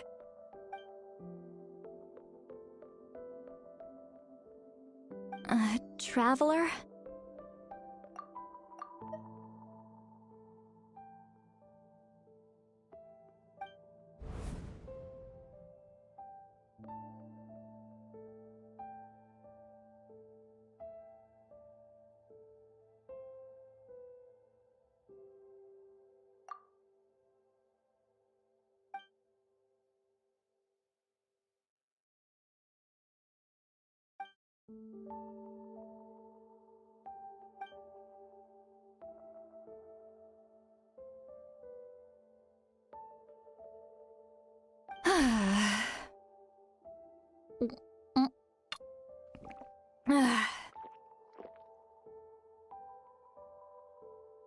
Is Seat Lolly alright?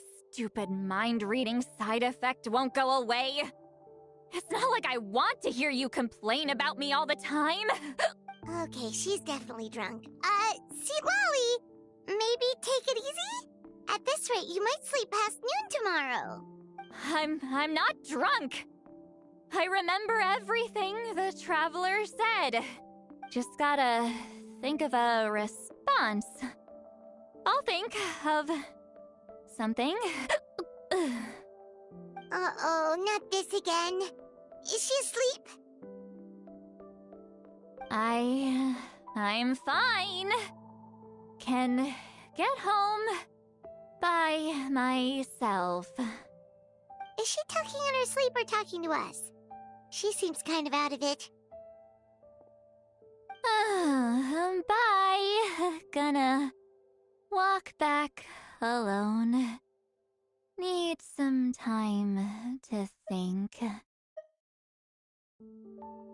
right.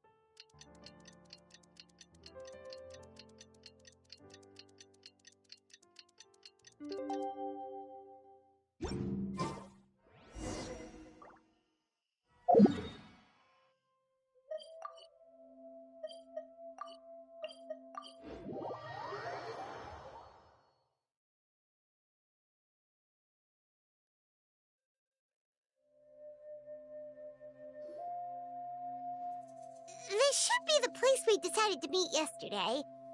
Who knows if Seat Lolly will show up on time? She drank so much last night, she might not even be up yet. Ahem. Seat Lolly! No need to sound so surprised. Drinking is just a way to pass the time. I mastered the art of moderation long ago. Last night doesn't count. It was a minor slip-up, that's all. Anyway, I gave everything a lot of thought, and I think you're right about something. The Battle of Seven Colors holds the key to a lot of the answers I've been searching for. So that's why you're here so early. Traveler, great shaman. Sorry to keep you waiting. Shall we head out?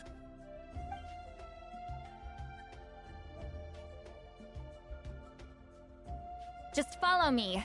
I'll confirm the location myself. Of course.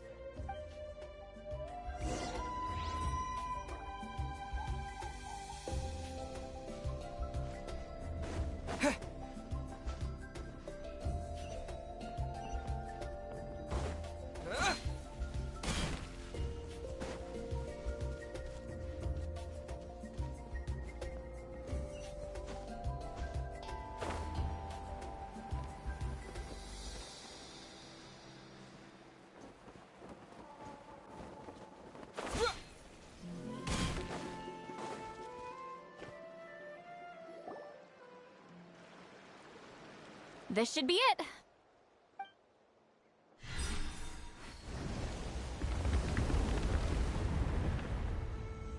So the battlefield is inside this place. That could explain a lot of our academic questions. Don't lose focus. Once we get to the actual site of the battle, all the evidence needed for public... Everyone ready?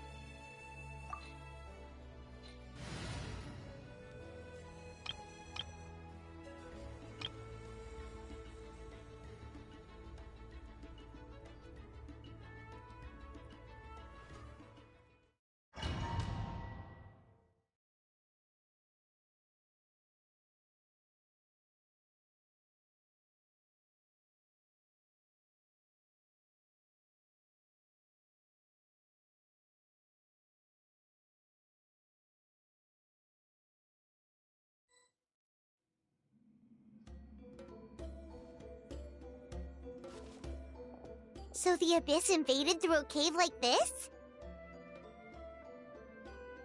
When the Abyss first began to corrode the ley lines, they took every opening they could get. All the items here should be useful for our research. You're not to touch a single one without my nod of approval. I don't support invasive excavation techniques either. Ah, of course. I'll defer to the experts on this matter. Well, shall we continue?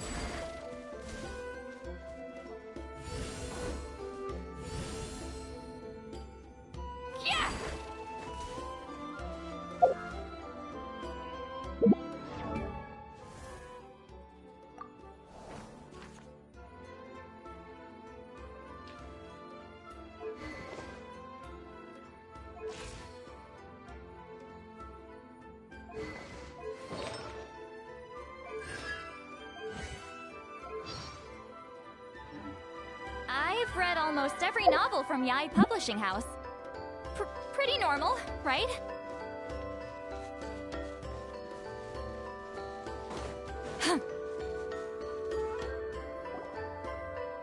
There are weapons here from every tribe in Natlan. The battle must have encompassed the entire nation. Sounds like we're getting closer to what the legend describes. But all we can really say is that a battle took place here. There's still no evidence of any colors or some elaborate maze. Wow, you're really invested in the Battle of Seven Colors. Well, it's the reason I came to Natlan in the first place. Grudock, send some of your men to search the area. We might miss something all grouped together like this. I'd like to cover all our bases.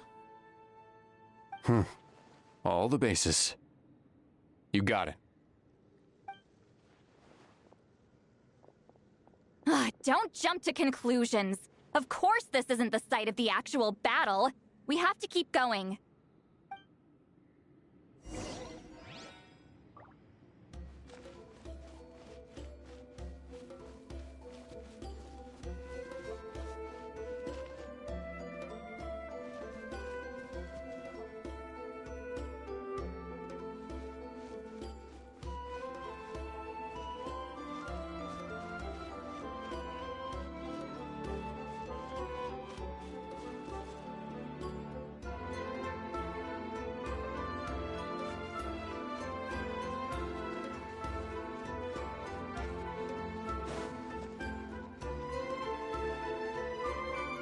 This wall is in our way! I might have an idea. Traveler, try removing that sphere.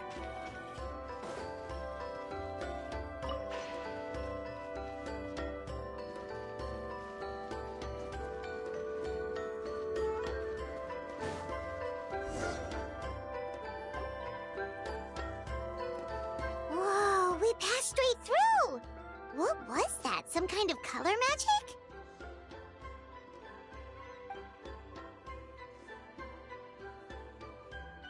It's very close to the technique Wheatsealing might have used.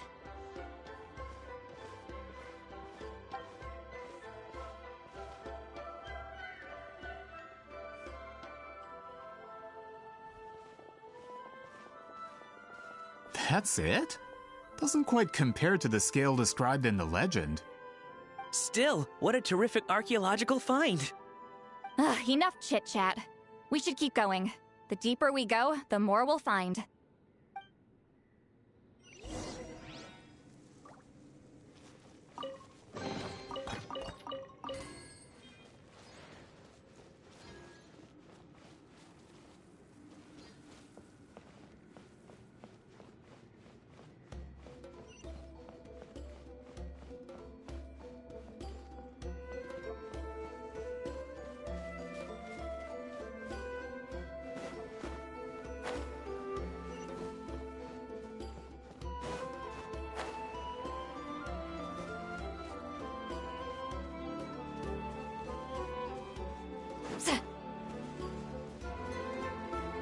Hold on.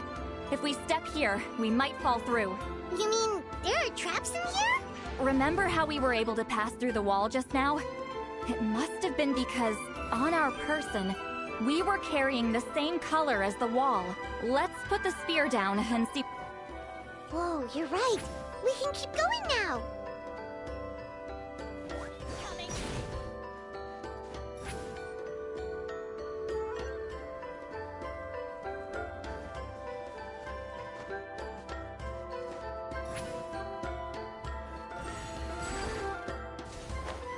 Incoming!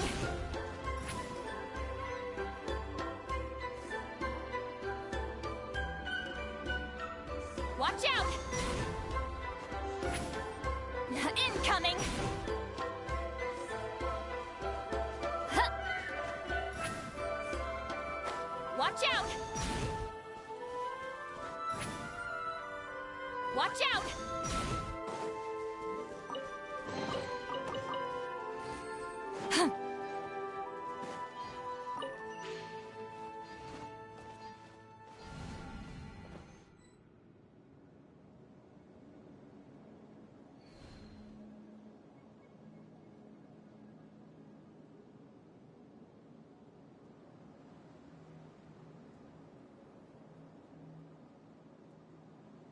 Wait, what was that? What is this place? Look! A maze made of colors. It's real. I can't believe it. Hold on. The quality of this space. This isn't reality. It's a realm of memory. Huh? No. This is a space constructed using memories as a medium. The principle is similar, but the two are not the same. Correct? Wheatsealing? What?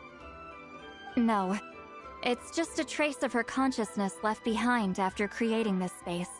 Friends, this is my question to you. What is our strongest weapon against the Abyss? In my opinion, it's memory.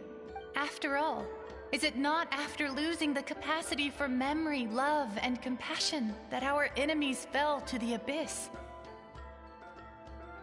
That is why, with our memories, we possess a power the abyss cannot hope to match. I have discovered the perfect medium for us to wield that weapon. You know it as color. The more cherished the memory, the more vivid its color. As memories disappear, their color fades first. That is why color is the best vehicle to wield the power of memory. Guided by vibrant colors, your capacity for memory is what will allow you to navigate this maze. Without that capacity, enemies will fail to cross the barrier in front of them and be trapped here for eternity. So, be brave, my friends, and march forward. Any ideas, Sweet Lolly? Sounds like she left a tutorial. Not...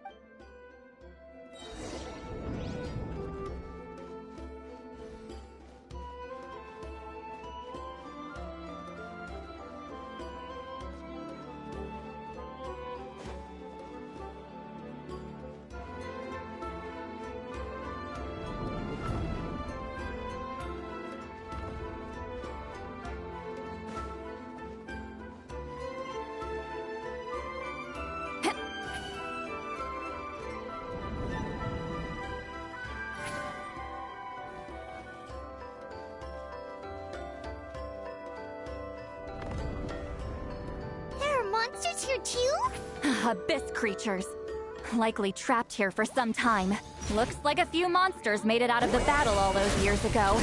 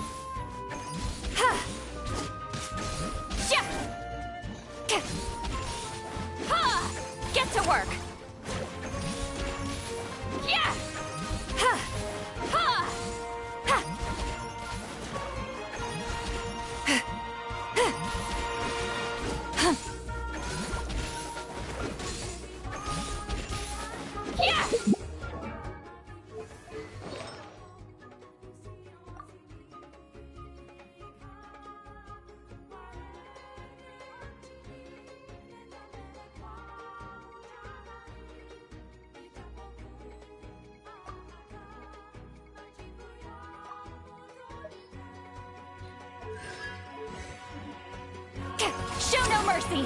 Sha! Ha! Sha! Ka! Sa! Sha! Ha! Sa! Sha! Not you two! Time to end them! Yeah! Ha! Ha! Ha! Sha! Sha! Ha! Ha!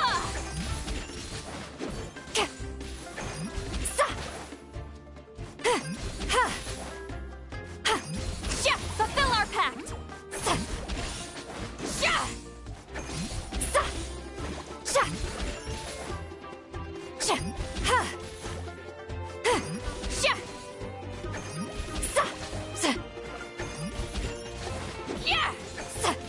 Get to work!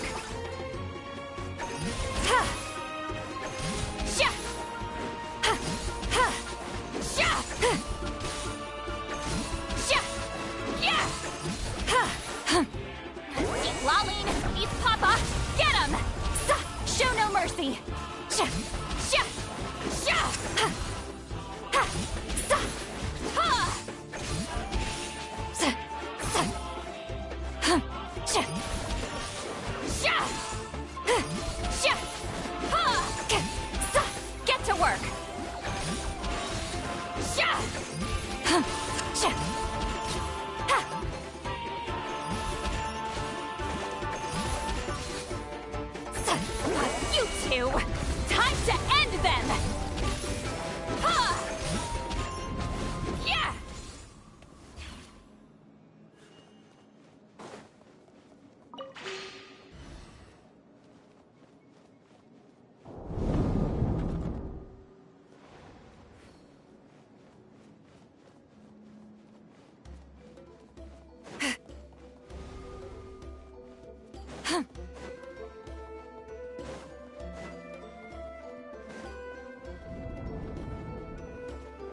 What's with these color-changing blocks? You and Lolly fell through all of a sudden. You scared Paimon half to death. Must be one of the mechanics of the maze. I'm guessing the purpose is to help allies navigate this place. Oh no, more monsters? Ah, shoot. They're blocking the way forward. Let's get rid of them.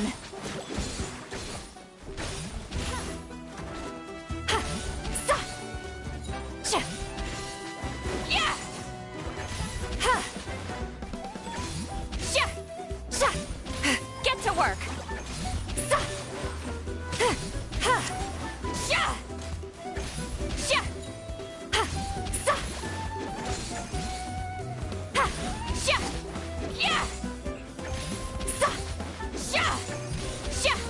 Show no mercy. Deep Lolling, East Papa, get him!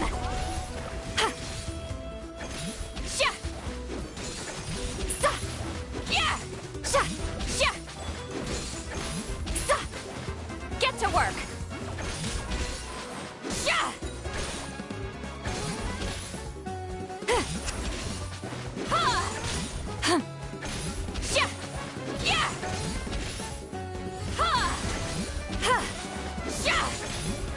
Show no mercy.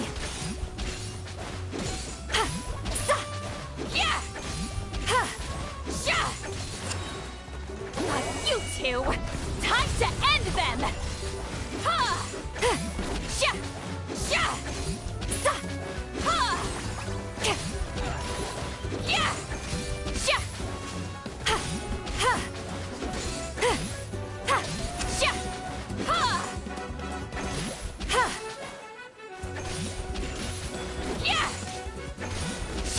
Fulfill our pact. Suffer the wrath of Eastly.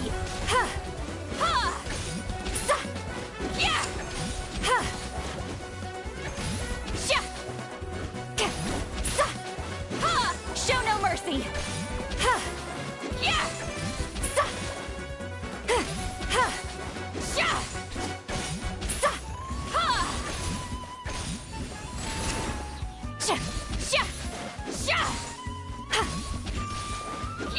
Fulfill our pact.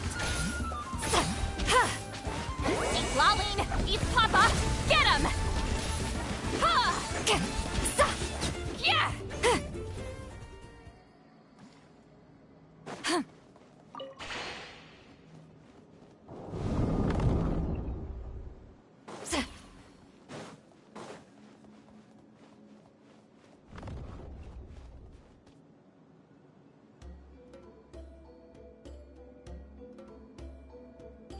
Show no mercy! This place is so pretty. If not for those monsters, Paimon would have never guessed this was a battlefield. The showmanship's not bad, I'll give her that. Is this a bridge made of colors? Don't sound so surprised. We just need to cross and we should reach the end.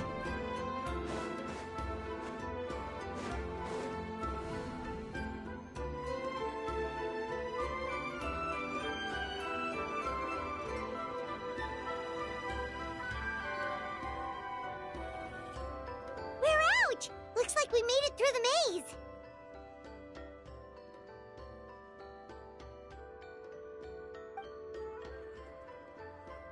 Hold on. This... Whoa, so pretty! The thing inside the sphere looks exactly like the maze! It's like a miniature blueprint made from a special dye. That color. The dye was modified using a secret technique to harness the power of memories and create mazes like the one we just witnessed. Without that power, it's just a normal dye, but the color it produces is still quite rare. I would say this is the most direct evidence that the Battle of Seven Colors actually took place. The expert has spoken!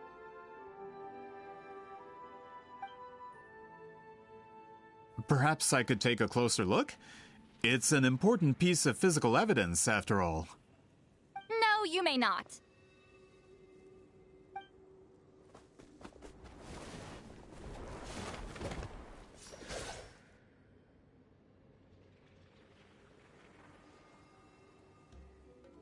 What are you doing? You noticed my signal. Not bad, Traveler. We make a good team. Huh.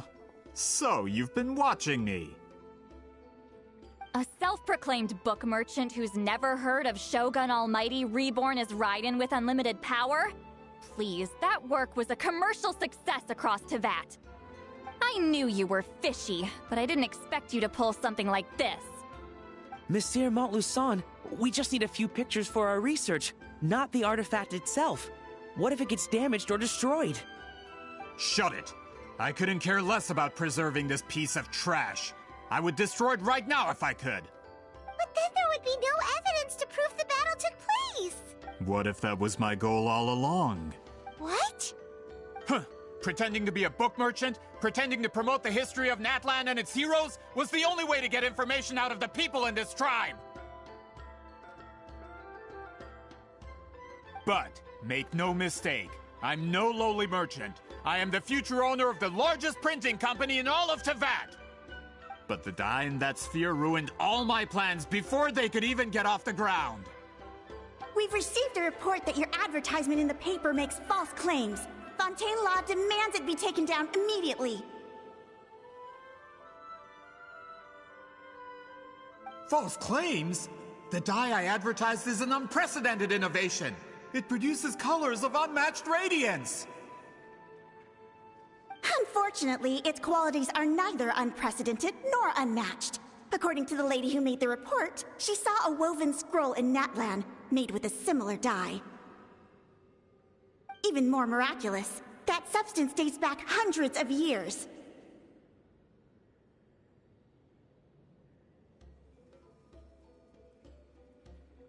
How? Creating this dye is the culmination of my entire life's work! You're telling me I'm hundreds of years too late? Calm down, sir. Sorry, it's just...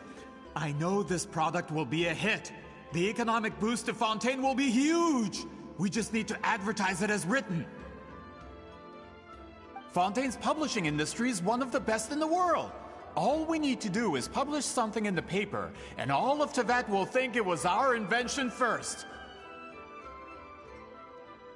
We don't need to worry about more reports. Fontaine is far more advanced than Natlan. No one will believe such an innovative product could come from a place like that. That goes against all of Fontaine's advertisement regulations. We can't do that. What if I give you a portion of the profits? All you have to do is let the advertisement stay. You're trying to bribe me? Careful. I'm dangerously close to reporting this to Monsieur Novelette. Oh. I knew if I was just allowed to market my product, it would be a hit. A bestseller, even. I would be a giant in the printing industry. But now, no one will see it as anything more than a poor imitation marketed centuries too late. No matter how good the product actually is, not a single one will sell. Huh. I will never accept that someone from this backwards, ignorant nation could come up with that dye. Not 200 years before me! Even when the truth is right in front of you? Ha! Truth is in the eye of the beholder. I'm already in the printing industry. I can go into publishing, no problem. All I have to do is destroy this sphere, write a detailed report about my findings, and publish it around the world. Then, the so-called truth becomes your word against mine. Once my report is accepted as fact, no one can accuse me of making false claims. That's awful. What happened to restoring the truth of history? That plan hasn't changed. I will continue to spread my truth for all of Teyvat to see.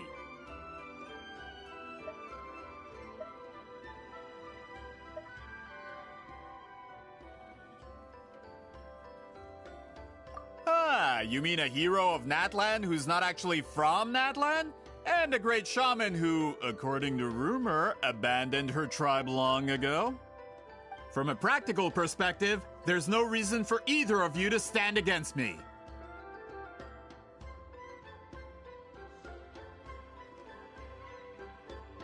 Shows what you know. Since you like rumors so much, have you heard the one about what happens to people who get on my bad side? Ah, the wrath of Granny Itzli. Like I said, our interests aren't at odds. I knew from the beginning that you would accept my invitation, considering Huitziline was your rival. You've lived longer than her, you're far stronger than her, and yet, she has always been more revered than you. Now, that can change. With the backing of the printing industry, I can take any book and send it to all four corners of Teyvat. This part of Natlan's history will be mine to tell. And in my version, I can erase the Battle of Seven Colors. You can be the one to have all the glory. That's not real history. That's a no, then? Your history means nothing to me. But it's not allowed to stand in the way of my Mora. Done running your mouth? Good. Before handing you over to the tribe, I think I'll have my way with you first.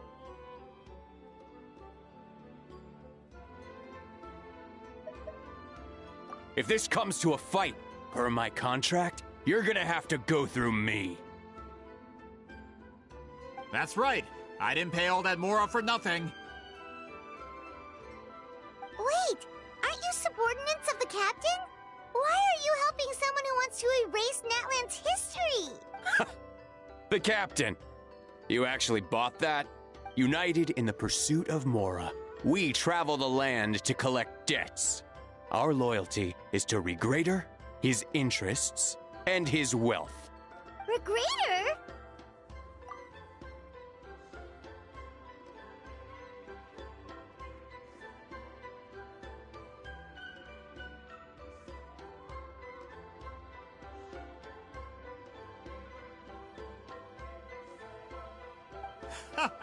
The captain means nothing to them. They serve a different harbinger altogether. Regrader!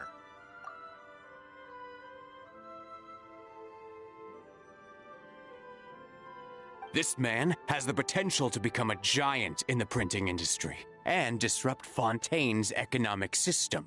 This aligns with Regrader's interests. It's all been a lie from the very beginning!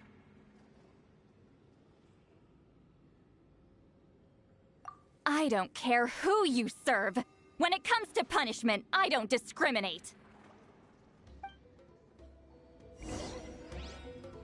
Get to work! Pay your dues. Sha! Ha! Sha! Sa! Sha! Sha! Sa! Hum! Sha! Yeah! Show no mercy!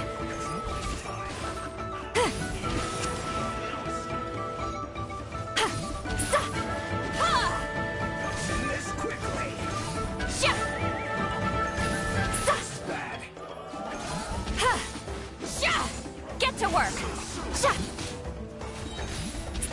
You two! Time to end them!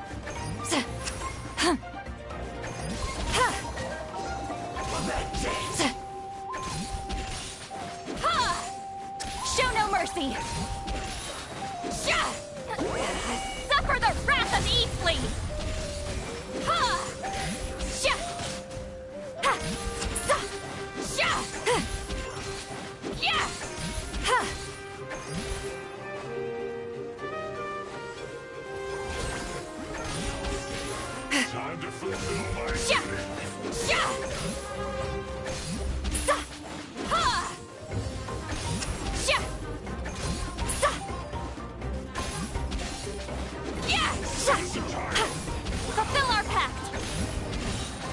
You two! Time to end them!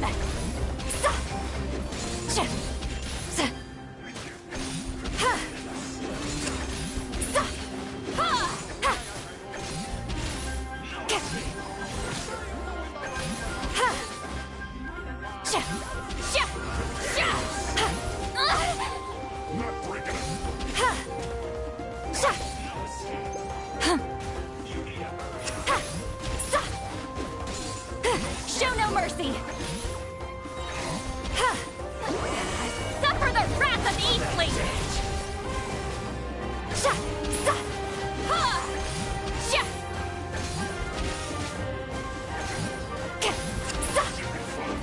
Get to work!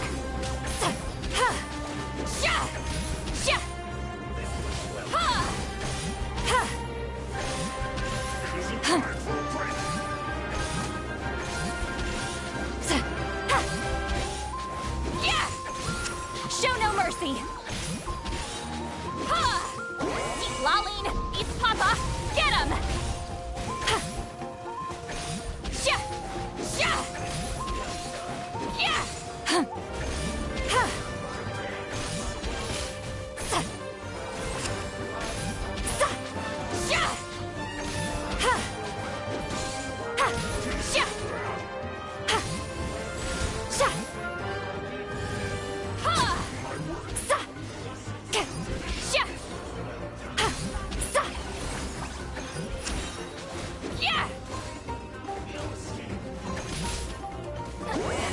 Suffer the wrath of Eastling!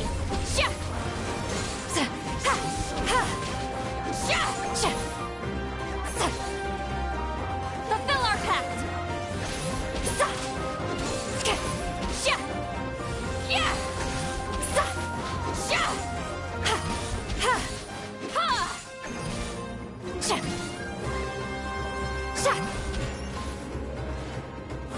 Show no mercy!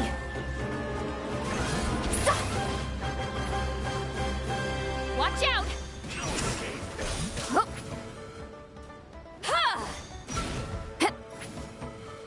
Incoming! Get to work! Rise like smoke! Incoming! Laline, East Papa, get him!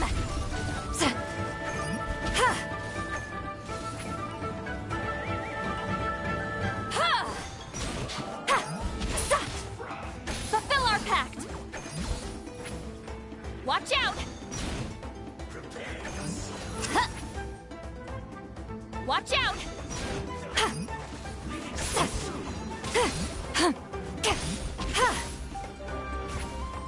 Watch out! Get to work! Watch out!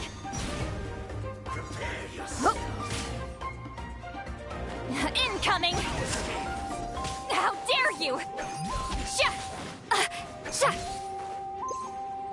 Show no mercy!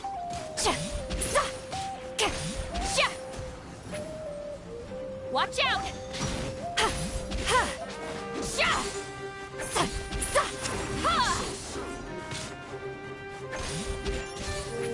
Watch out! Get to work! You two!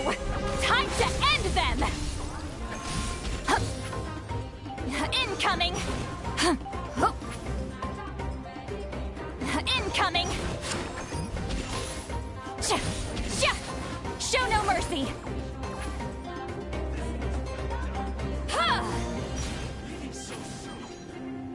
Incoming!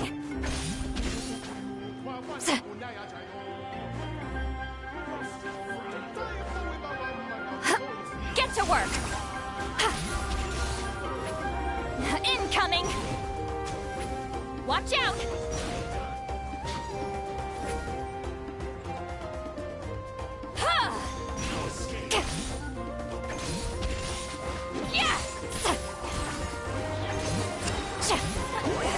Suffer the wrath of Eastling!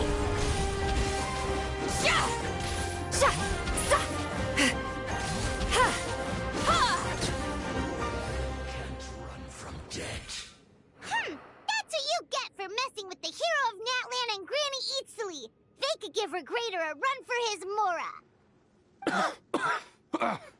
When did this person get so strong? Looks like the men following the captain failed to update us on the latest intelligence. Not good. This is becoming more trouble than it's worth. You're on your own! Hey, what about our contract? Your boss signed it himself! Our boss never signs a contract without loopholes. Even a veteran businessman like yourself fell into his trap.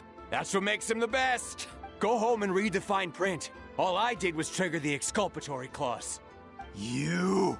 The other stipulations have been fulfilled. I set up explosives around the cave, strong enough to destroy this place, as instructed. Oh, and for security purposes, all explosives have been rigged to blow at a specific time. Shouldn't be too long now.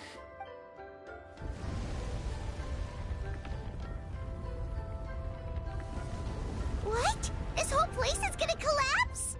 You were supposed to wait until I made it out! Are you trying to kill me?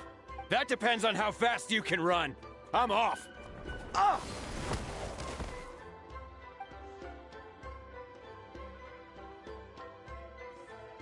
You think you can just waltz out of here? Traveler, stop them, and then we'll make a break for it. If I'm caught, I implicate my boss. Time for the backup plan. Wait, don't!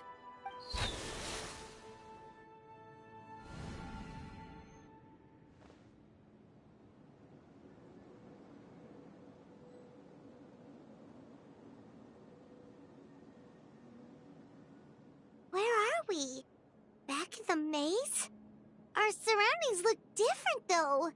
What did that Fatui guy do? Good point. She'll know how to get out of here. Let's hurry. If we don't make it out before the cave collapses, we might never be able to leave. Let's see. tlou! Oh, looks like it's not gonna be that easy. What should we do?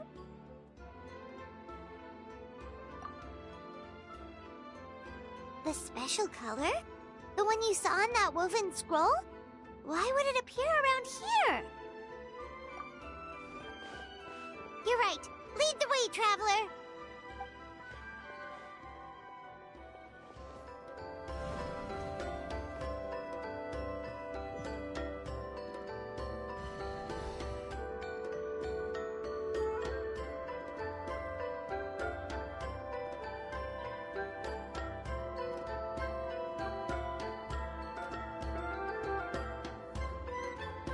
He triggered it just like that? If the technique isn't activated correctly... Instead of a realm of memory, the subjects in question will be trapped in a temporary space like this. If you cannot escape in time, it's mutually assured destruction. But I can't fault someone for using it as a last resort. I knew it! Someone of your skill wouldn't leave behind memory fragments just to parrot instructions. You must have the capacity for conscious thought. I appreciate the compliment. It's been a long time, my friend. This is no time for a reunion. The cave outside is about to collapse. I know time flows differently in this place, but that still doesn't leave us much time. Can you help me get out? You misunderstand, tlou. I'm nothing more than a fragment of memory. There's not much I can do. What do you mean? This space can be manipulated, right? The exit of your maze. I remember its structure. If I create an exit here, I can leave. You just need to tell me how to manipulate this space. The maze you saw earlier was constructed using the memories of many warriors of Natlan. When people leave deep impressions on each other, their memories form connections. These connections are particularly strong between comrades in arms. That is how I created my maze. The connections between the memories were my needle and thread, and the special color was my fabric. But if that color is crudely combined with an isolated memory, one without connections, you get a place like this. This space is a combination of my color and your memories. There is no way to alter or construct anything within it, because there are no connections at your disposal. Over 200 years, and not a single lasting connection. This is my punishment, huh? Well, at the very least, you have a connection to me. Otherwise, I wouldn't be able to appear in this space. That's only because you never gave me a moment's peace.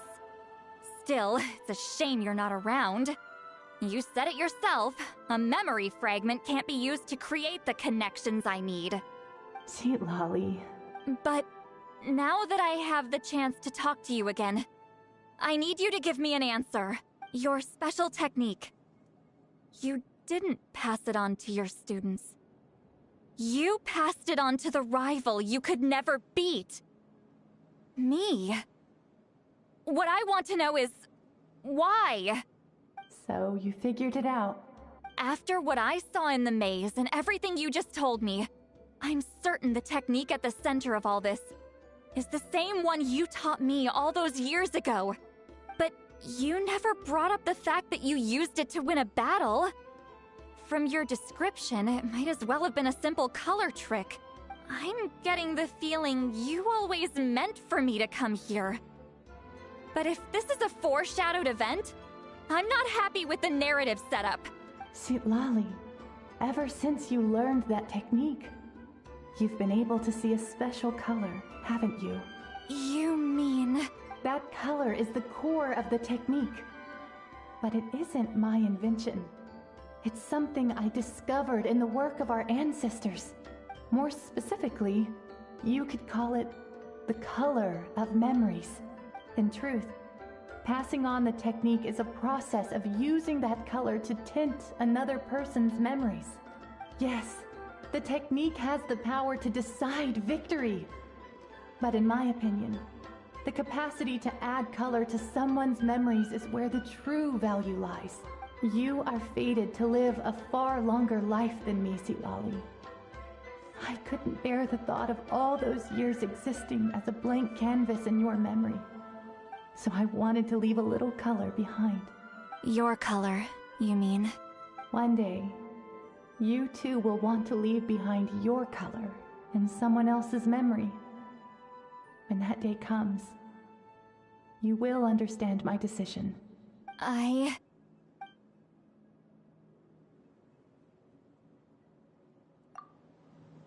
have to get out of here. That's the only way to rescue them.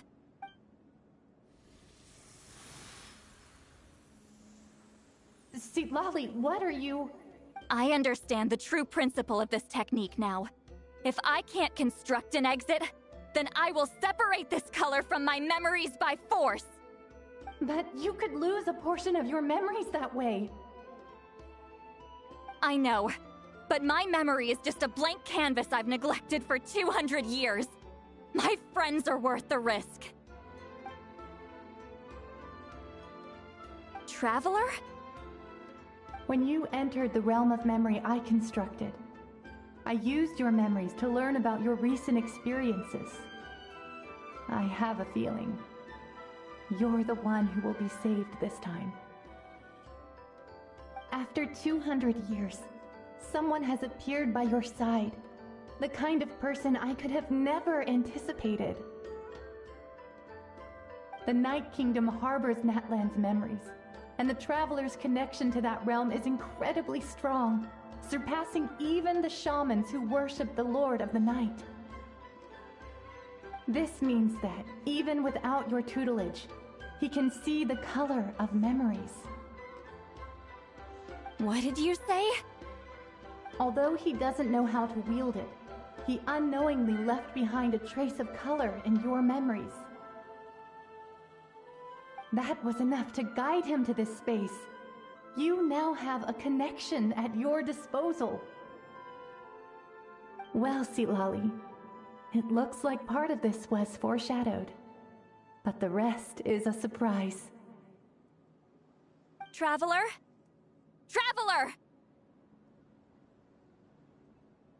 That's Sweet Lolly's voice! She's just up ahead! This is goodbye, my friend. Your memories over the past 200 years are much more than a blank canvas. Cherish them. Wheat ceiling. See, Lolly! Paimon! Traveler! Hold my hand.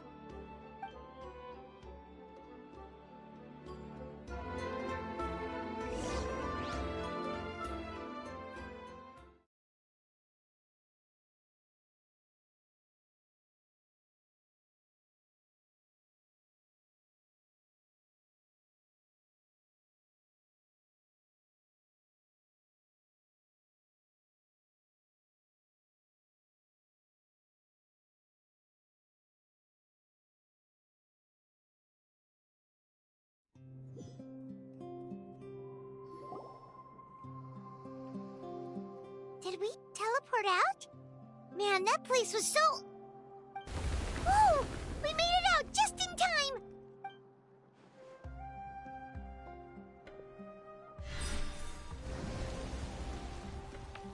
Wonder what happened to the Fatui guy and the others. He was most likely trapped inside that space, just like us. The external structures supporting that space would have collapsed with the ruin. Unless he managed to escape, he would have been crushed. He still preferred that to being caught, huh? They were standing a bit further away, right? They probably weren't pulled into the space. Maybe they already made a run for it. Hello? It's one of tlou Son's employees! Quick, restrain him! Oh, I can explain. I had no idea tlou was such a terrible person. I couldn't stop him from running, so I stayed behind and tried to find people to help rescue you. I'm so glad you managed to get out of there. Either way, the guards will take you back to the tribe. You'll be their problem. I understand. Anyway, I'm not here to harp on you. I just need to know one thing. Which way did he run? He went that way, but I'm not sure if you can catch up. That way? Huh. Unless he suddenly grows a pair of wings, I think we're okay. Traveler, Paimon, come with me.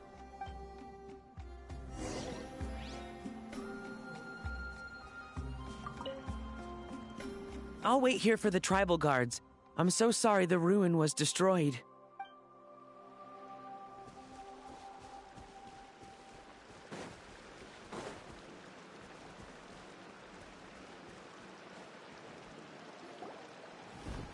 Hey, it's Elder Tlapo and a group of Ictomisaurs! They caught tlou Son! Something felt off about him yesterday, so I set a few things in motion. Looks like it's time for that foreshadowing to pay off. My bank balance! No! No! What's wrong with him? That's one of the tricks tlou uses to scare people. He makes people hallucinate the thing that scares them most. It's particularly effective on weak-minded people like him. Serves him right! I know, it was a lot to ask, making you come all the way out here during the day. Was that a declaration? Elder Tlapo didn't appoint us to a whole other task, did he? Forget about him for now. The Ictomisaurs will make sure tlou Son doesn't escape before the guards arrive. In the meantime, we have unfinished business, remember? Right, the special scroll. But the die is buried underneath a bunch of rubble now. Don't worry, Wheatsealing's technique hasn't been lost at all. Come with me, I'll explain everything at my house. Oh, and Traveler? Everything you said about memory, I finally figured out my answer. I knew you'd want to tag along. Let's go.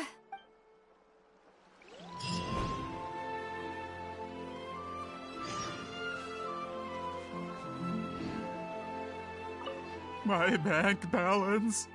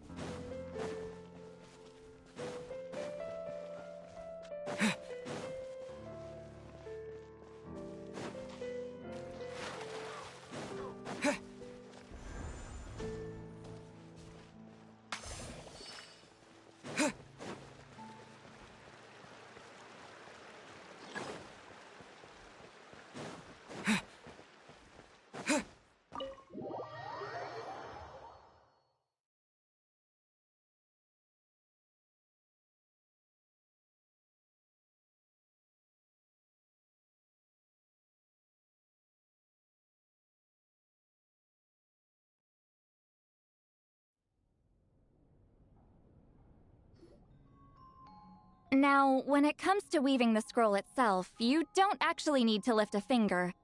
But if we're going to pass on Wheatzilion's technique, your participation is critical. What are you saying, Sweet Lolly? Follow me.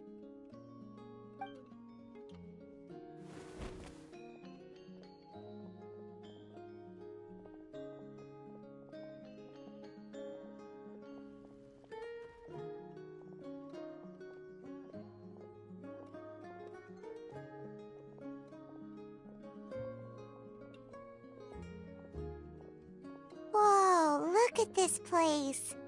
Do you weave scrolls too? Scrolls. Scrolls? I thought you were going to show me your masterpiece. That I am, old friend. The technique I'm about to show you directly relates to woven scrolls. Fine. What is it? Something that can turn the tide of war or prevent a great disaster? You probably want to challenge me, right? I know you don't have the strength for a real fight, so I'll let you beat me with words. Old friend, my life is nearing its end. I'm afraid I don't have time for another match. Hey. Don't worry. I trust in the belief of our tribe that death is not the end, but the beginning of a new existence in the Night Kingdom, where everything is made of memories. So, do you know why our ancestors insisted on using colorful, woven scrolls to record our history? Because history is the memory of a people. We give our scrolls an orange hue, so the dead can still feel the warmth of the setting sun. We decorate them with kernels of grain fruit, so the dead can still enjoy the abundance of our harvests. I know that, but something this important? Why entrust it to me and not one of your students? As your friend, I admit, I'm being a bit selfish. I don't have long, Sitali. I'm not sure I can truly explain my decision. But I know you will understand one day. For now, will you accept my final request? Just this once. I understand now, Wheatzilien. Just like you said I would. Claw, help me move this outside. I'm going to color it. Traveler, Paimon, come with me.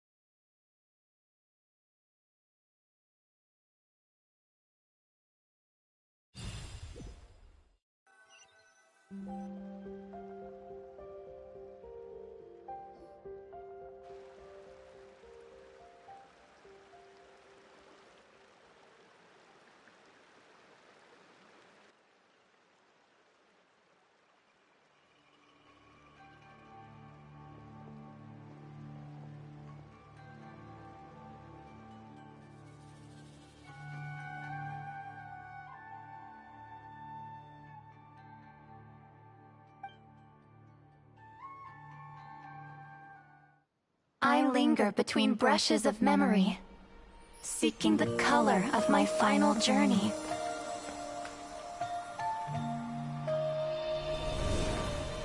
When I get there, may there be feathers to paint the sky, shades of rose.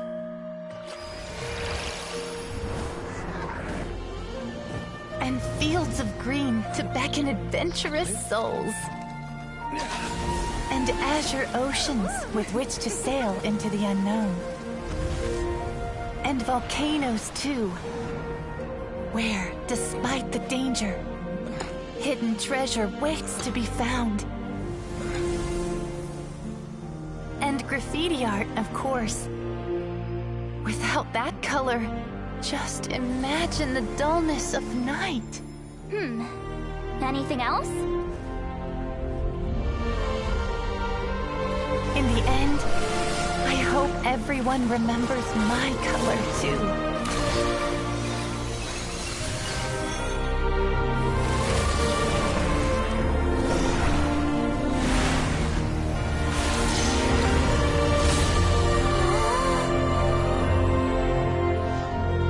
In the end, I hope everyone remembers your color too. All in all, it was just a technique for coloring a scroll. The task I'm entrusting to you is much more than that. Farewell, my friend.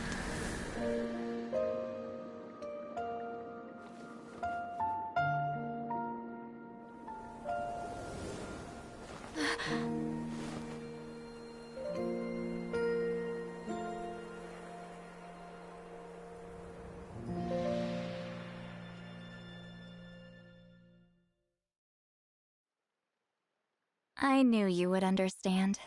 This is the special scroll. How did you know how to weave it, Seat Lolly? Hold on. You've lived for more than 200 years. You know how to weave the special scroll. That must mean... you're the one behind the gifts from the spirits. Oh, well, it's not like I wanted to interact with the appointed. So whenever I delivered the scroll, I used illusions to confuse them. The fact that it turned into some kind of divine intervention is because no one was skilled enough to see through my tricks. You've carried the duty alone for all these years? Even if you don't like interacting with people, why not teach someone else how to do it? Traveler, you can see the special color, right? The essence of that color is memory. That means completing the special scroll is a process of searching for color within your memories. Passing the technique on to someone means sharing your memories with them. You need to leave traces of your color in their memory, and they must do the same. Even though I only confirmed that today, I've had suspicions for a long time. And, well, ever since Sweet Celine died, I haven't wanted to form that kind of connection with people. Oh, yeah. It was her final wish, so I kind of resigned myself to taking on the burden forever. After all, I have all the time in the world. But Claw never stopped appointing new candidates to weave the scroll, despite knowing exactly how I felt about the situation. I knew exactly what he was doing. And yeah, if I ever did share my memories with someone, I guess that person would be a friend. But it never got to that point. This time, though, you win, Claw. Take this.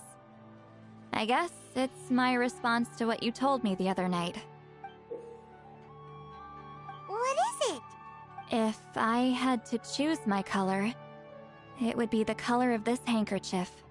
Countless people exist in my memories, and I know one day that will be my fate, too. A memory living on in someone else's head. Since you have a long lifespan, you're the perfect candidate to bear this memory and carry my color in your mind. Just keep it safe. And you better not forget my color when I'm gone. Whoa. It's a little early to talk about death, don't you think? It's only been a few seconds since we made the friendship official. Isn't that what friends are for? Okay, this is a serious commitment. Well, Seat Lolly, if the Traveler's going to leave their color in your mind too, it'll probably be gold, right? Actually, their mark is already there. Remember the mind reading effect I couldn't fix? Well, I finally got to the bottom of it. Sharing senses allows communication to occur between the consciousness of different people. Naturally, memories are also involved in that process. Although I didn't know it at the time, we both have the ability to see the color of memory, which means that when I shared my senses with you, a connection was created between our memories, and that connection is what caused my original spell to go haywire. So, you can hear the traveler's thoughts because you left traces of color in each other's memories? And that's why the traveler could hear your thoughts too, because it works both ways, right? Quick thinking. But only those trained in the mystic arts can maintain that level of connection. That's why I can still hear the traveler's thoughts, but not the other way around. There's no need to worry, though. Now that I've figured out how it works, I'll get rid of it in no time. Oh. I lied.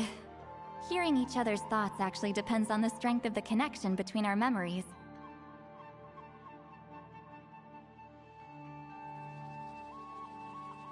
So, after everything we just went through, I bet you can hear me again. I knew it. Since the connection between our memories is already there, the only way to get rid of the effect is for one of us to forget about the other. Just messing with you. I'm a legendary shaman of my tribe. Now that I know the cause, of course I can figure out how to fix it. It'll probably take some time, though, so bear with me for now. Besides, I'm an open book. It's not like you're gonna hear anything embarrassing. Oh, unless I've had a few drinks.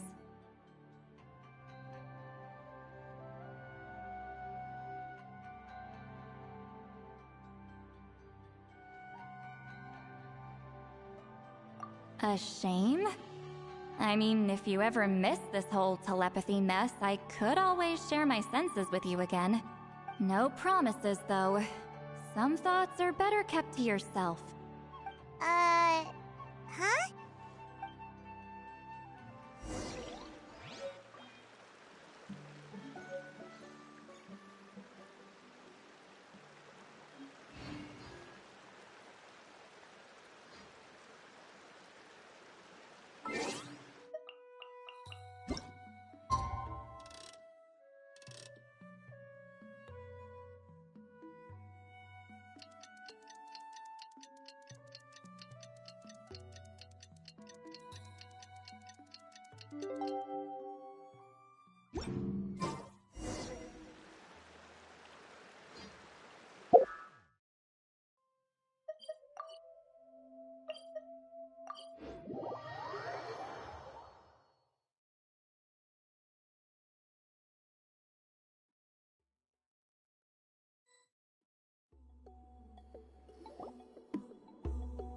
Ah, you did it?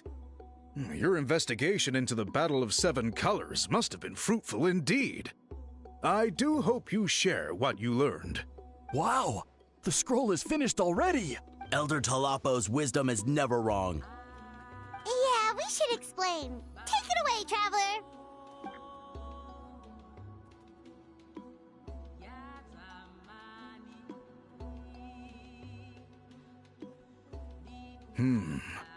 I see. You don't look surprised at all. It makes perfect sense. History is the memory of a people. If we want to depict it, a dye derived from people's memories is, of course, the best choice. Now, it's just a matter of preserving this secret technique. From your description, it sounds like learning the technique requires the previous holder to share their memories. Well, yeah. In that case, I must work with our priests to reinvent the technique based on the principles you described. After all, memories are precious things. You completed your task admirably. Finding a way to carry on that legacy is now our duty. All right, we'll leave that to you. And please pass along my thanks to Granny Eastly. We interrogated a Fontanian merchant she apprehended, and it turns out he's the reason some among our tribe started to question our history. He hired people to spread misinformation about the Battle of Seven Colors. The recent friction within the tribe is entirely his doing.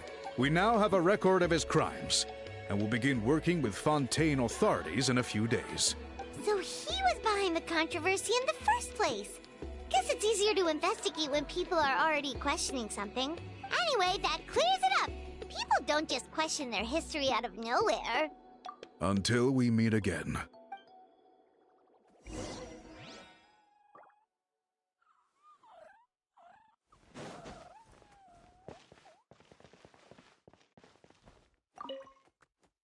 Ah, Natlan's victory against the Abyss. Very fitting for a scroll like this. I wonder how long until Elder Talapo chooses the next appointed. Speaking of Elder Talapo, I heard he went missing yesterday. Do you know what happened? Elder Talapo works in mysterious ways. The meaning of his departure will become clear in time, but for now, we cannot hope to fathom it.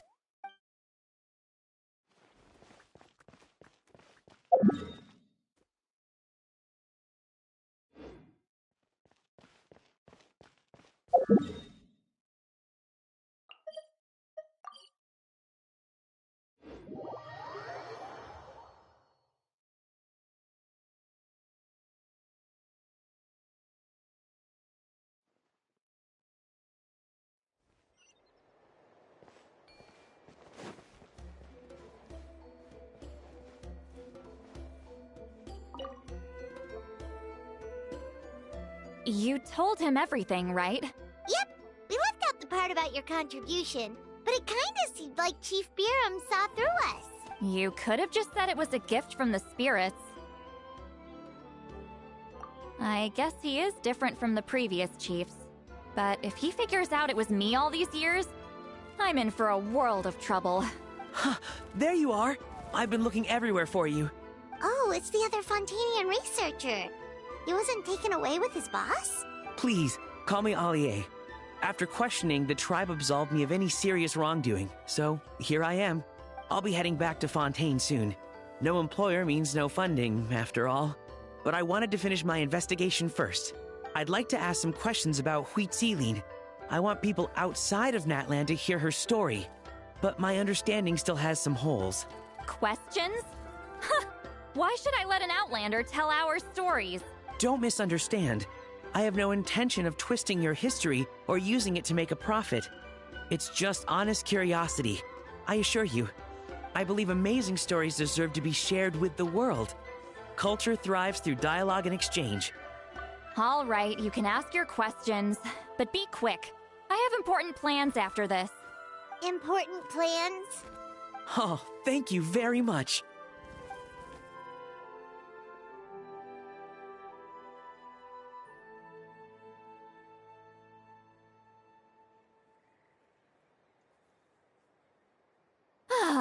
Another day, another drained social battery. Hold on. You owe me a pair of books. Oh, that! When it comes to light novels, your memory is like a steel trap, huh? You're telling me. Yeah, it's not gonna be easy.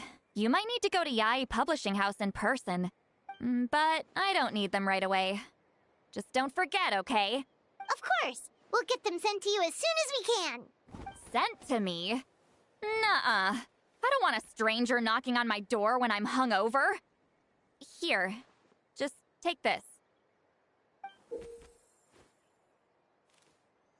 And this is? The key to my house. Don't bother knocking next time. You'll disturb my sleep.